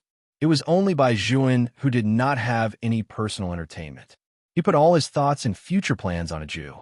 Baizhuan would definitely not be able to take it if he suddenly took a Jew away. Old Master Bai also understood his grandson's thoughts, so after hearing Bailey Shangxi's words, he also frowned. But since her biological parents had come to pick her up, he could not refuse to let them pick her up, right? Moreover, a Jew had been looking forward to a family reunion since she was young. Although Old Master Bai was reluctant, he did not say anything in the end. He only let out a deep sigh. Baizhuan moved his fingers with difficulty. Only he knew how uncomfortable the astringent pain that surged out of his throat was. Bailey Shangxie chuckled and continued. Ajio was born with the fate of Buddha. She is at odds with our family and can't stand the chaos of the secular world. So when she was still in my mother's womb, an eminent monk came to my house and said that she had found a few fated people. Those fated people were in the temple. Although the old monk made it sound nice, I thought about it later. You must have had some problems in your heart at that time. That old monk needed my sister's Buddhist aura to solve the knot in your heart. In other words, a Jew has met you before. You might not remember. At that time, you were also in the temple. After Bailey Shangxie mentioned it, Baizhuan suddenly recalled the scene when he was cultivating. Auntie, are you pregnant? In his memory, when he had just lost his parents, he had asked an auntie this question. That auntie was very beautiful. Even though she was pregnant, she gave off an aura that made people want to get close to her. Most importantly, he was really bored at that time. That's right, he was bored. No matter how his master tried to enlighten him, he still didn't seem to be interested in anything. It wasn't until that Annie appeared that he wanted to test if it was really like what people said. Every child was a gift from God to people. He remembered that he even touched that Annie's stomach at that time. He even despised that the little baby was very stupid and didn't even know how to move. In the end, as soon as he finished speaking, he felt a throbbing in the palm of his hand. It was very weak, but it was real. It was that beat that made him feel that he was still alive. The feeling of blood flowing through his palms was really hard to describe. He had once wondered in the temple when that Annie would come again. Had her baby been born? If she came again, he would definitely say a few more words to her baby. However, the heavens did not let him do as he wished. Ever since that day, his master told him that the knot in his heart had been untied and that he could go down the mountain. He did not know what knot he had in his heart. However, since his master had said so, he never felt that he needed to stay in the temple. His grandfather was very happy to hear that he had no knot in his heart. He still remembered that when he left the temple, he still regretted not seeing that Annie who was pregnant with the baby again. Later on, after he went down the mountain, he gradually forgot about this matter. At that time, he had Li Hailu, Xiao Lin, and the others. He did some evil things in the courtyard all day long and had long forgotten about the meetings in the temple. Just like that, A few years passed, and his memories were recalled again. When Bai Xuan looked at a Jew again, his mood was even more difficult to describe with words. He had clearly been thinking about what that child would look like when it was born. When the time came, if he saw that Annie again, he would definitely see that baby. Now, the image of that soft and cute little monk walking towards him with a serious expression when he went up the mountain to pick her up appeared in Bai Xuan's mind. At that time, he was thinking about how much this little monk could eat. It was not enough to hold a steam bun in both hands. She still had to hold it in her mouth. However, it was undeniable that his heart softened towards such a Jew. He did not know if this was love at first sight, but at that moment, he decided that he had to treat this child well. He really did not expect that a Jew was the little baby that he had wanted to touch again and again. A Jew's big round eyes were also blinking as she looked at Bai Xuan fixedly. "It's her." Bai Xuan could not help but mutter in a low voice. Bailey Shangxia chuckled and said, "That's right, it's her." Originally, according to a Jew's fate, we had to wait until the cycle of the 12 zodiac signs was over. In other words, after she was 12 years old, we could only come and pick her up. I still have to thank you. If it weren't for the purple jade Buddha head that you fought for a Jew, we would have had to wait for more than a month before we could make a move. At that time, a Jew might have been bullied to no end. After all, there seemed to always be girls like Guro by your side. When a Jew was just brought to the Bai family, she seemed to have been treated similarly. I originally thought that that was the last time, but I didn't expect that there would still be other people around. Bai Xuan's pupils constricted again, and his fingers clenched again. He had to admit that Bailey Shangxia's words hit the spot that he cared about the most and could not refute the most. Bailey Shangxia took a step forward and tilted his body slightly. He lowered his voice beside his ear with an indescribable provocation. "You said that you like a Jew and want to protect her well? Even you are not strong and mature enough. How are you going to protect her? Is that how you protect her? You can find an excuse to say that you did not notice and did not know the cause and process, but it is a fact that a Jew was isolated."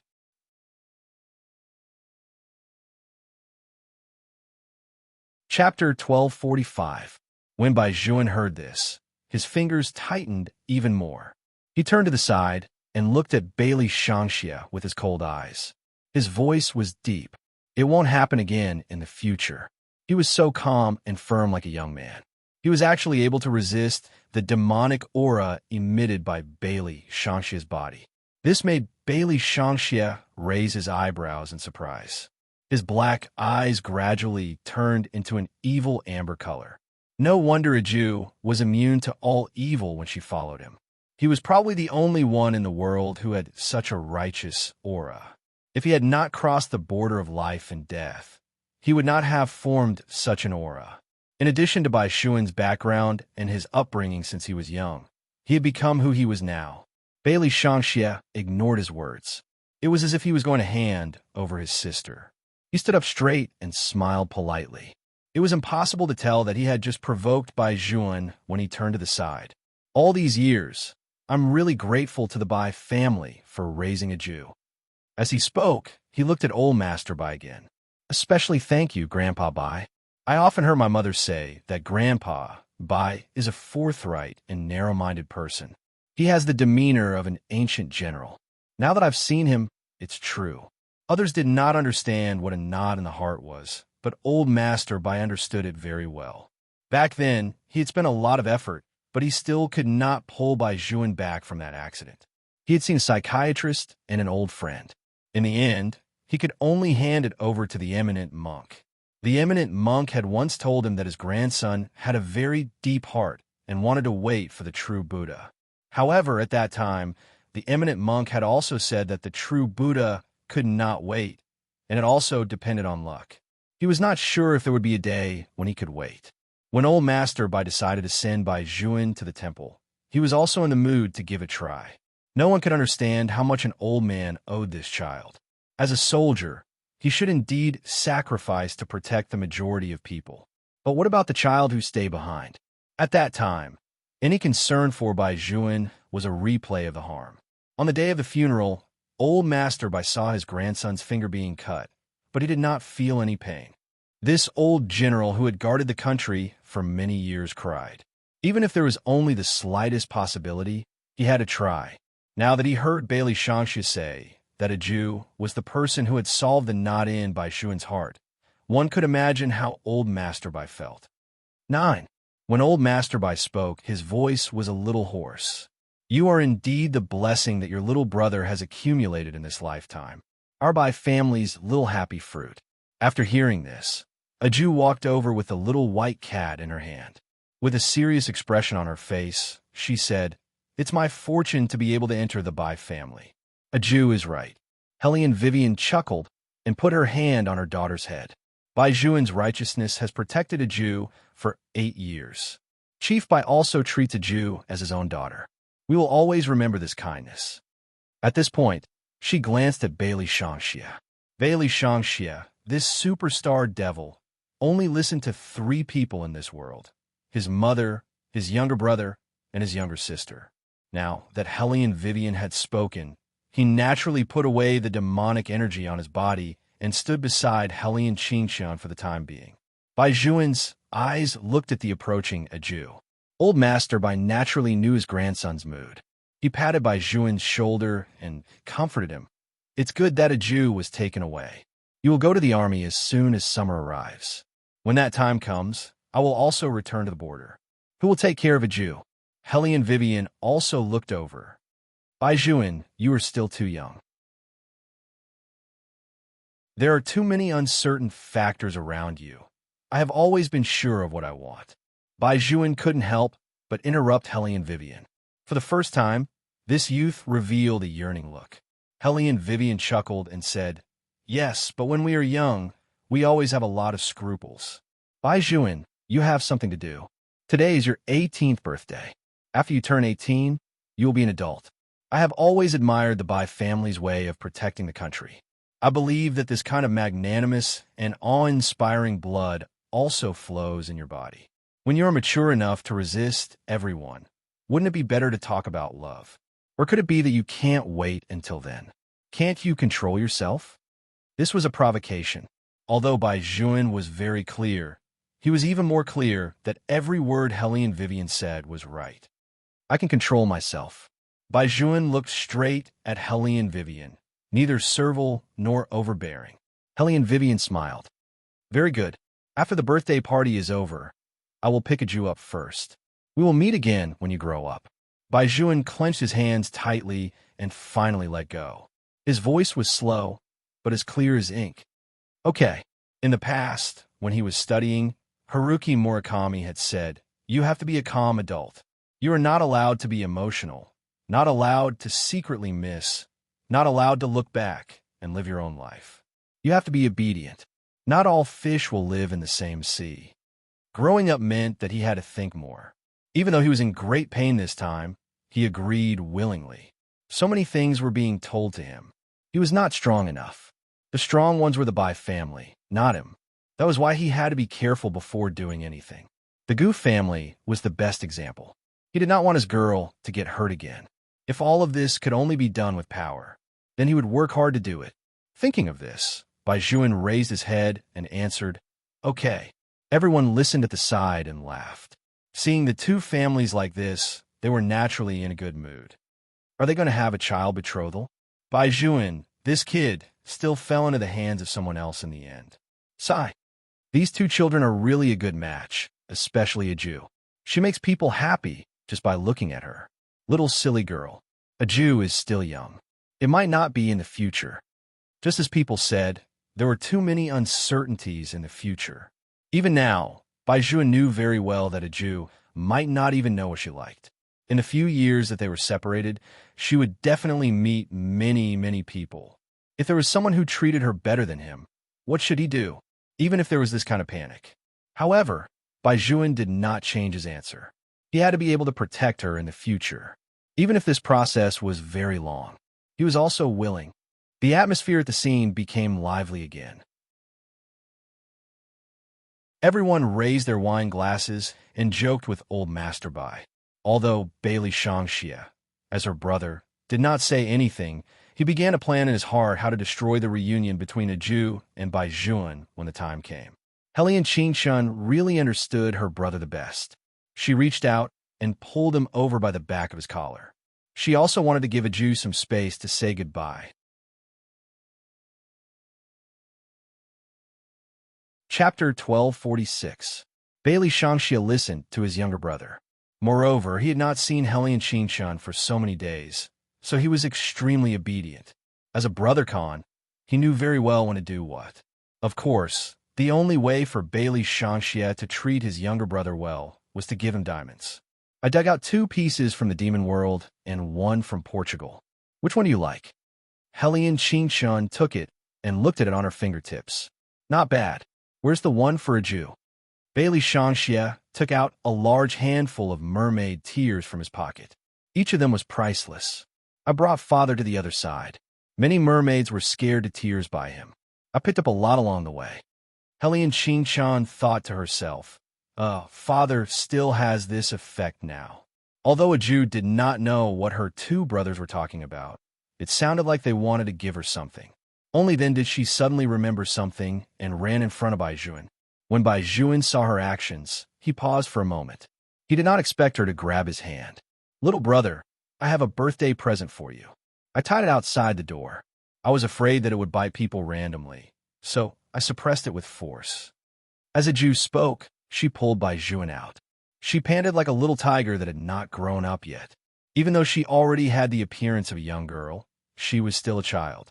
She might not understand what his confession meant at all. After all, even if she liked someone, there were many kinds of feelings.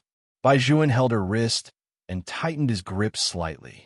There was an indescribable sour feeling in his heart. After a long while, he took a deep breath and did not say anything. Instead, he continued to let her hold his hand. At the very least, she did not hate him and completely ignore him, right? Baijuan told her this, but he still could not help but ask, liking someone is different from liking someone, right? Huh? Aju raised her head in confusion and looked at Baijuan's face in the fog. However, in the white fog, she did not see anything other than his outline. Baijuan did not continue this topic. Instead, he laughed softly. Where's the gift you want to give me? It's right in front. Aju continued to pull Baijuan forward. This time, Bailey Shangxia didn't ruin it. After all, there would be plenty of chances to ruin it in the future. If he showed his impolite side in front of his sister, it wouldn't be worth it. Shaolin and Li Hailu did not follow him because they knew that if Aju really wanted to leave, this might be the last night Lord Bai could stay with her. The military compound was quiet in winter. Amidst the boundless snow, the 2 of them, one deep and one shallow, tread on the snow as they made their way to the wall. Over there, Aju pointed at a lump of white in the darkness. She let go of Baijuan's hand and ran over. When Baijuan saw that huge creature, his black eyes were slightly stunned. That was Alaska? Didn't you want a large dog before? Aju picked up Alaska's head. Little Allah is not bad. Its teeth are a little sharp, but it doesn't matter. It doesn't dare to bite people in front of me. Alaska was about to faint from the shaking. Come on, why did this little girl look so cute and fight so fiercely? And what was the background of her brother? This youth in front of it was more normal. If it had to choose a master, it would choose this youth. Woof, woof, woof. Alaska barked softly and kept using its head to gently touch Baijuan's long legs. Its look of begging for adoption was simply too pitiful. Baijuan also understood Aju. He knew that she did not have the strength to wear Alaska's heavy rings.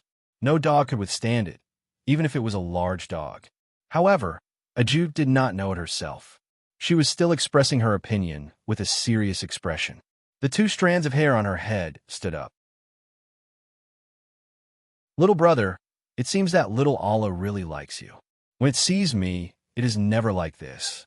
It only knows how to play with me. If I don't play with it, it will be unhappy.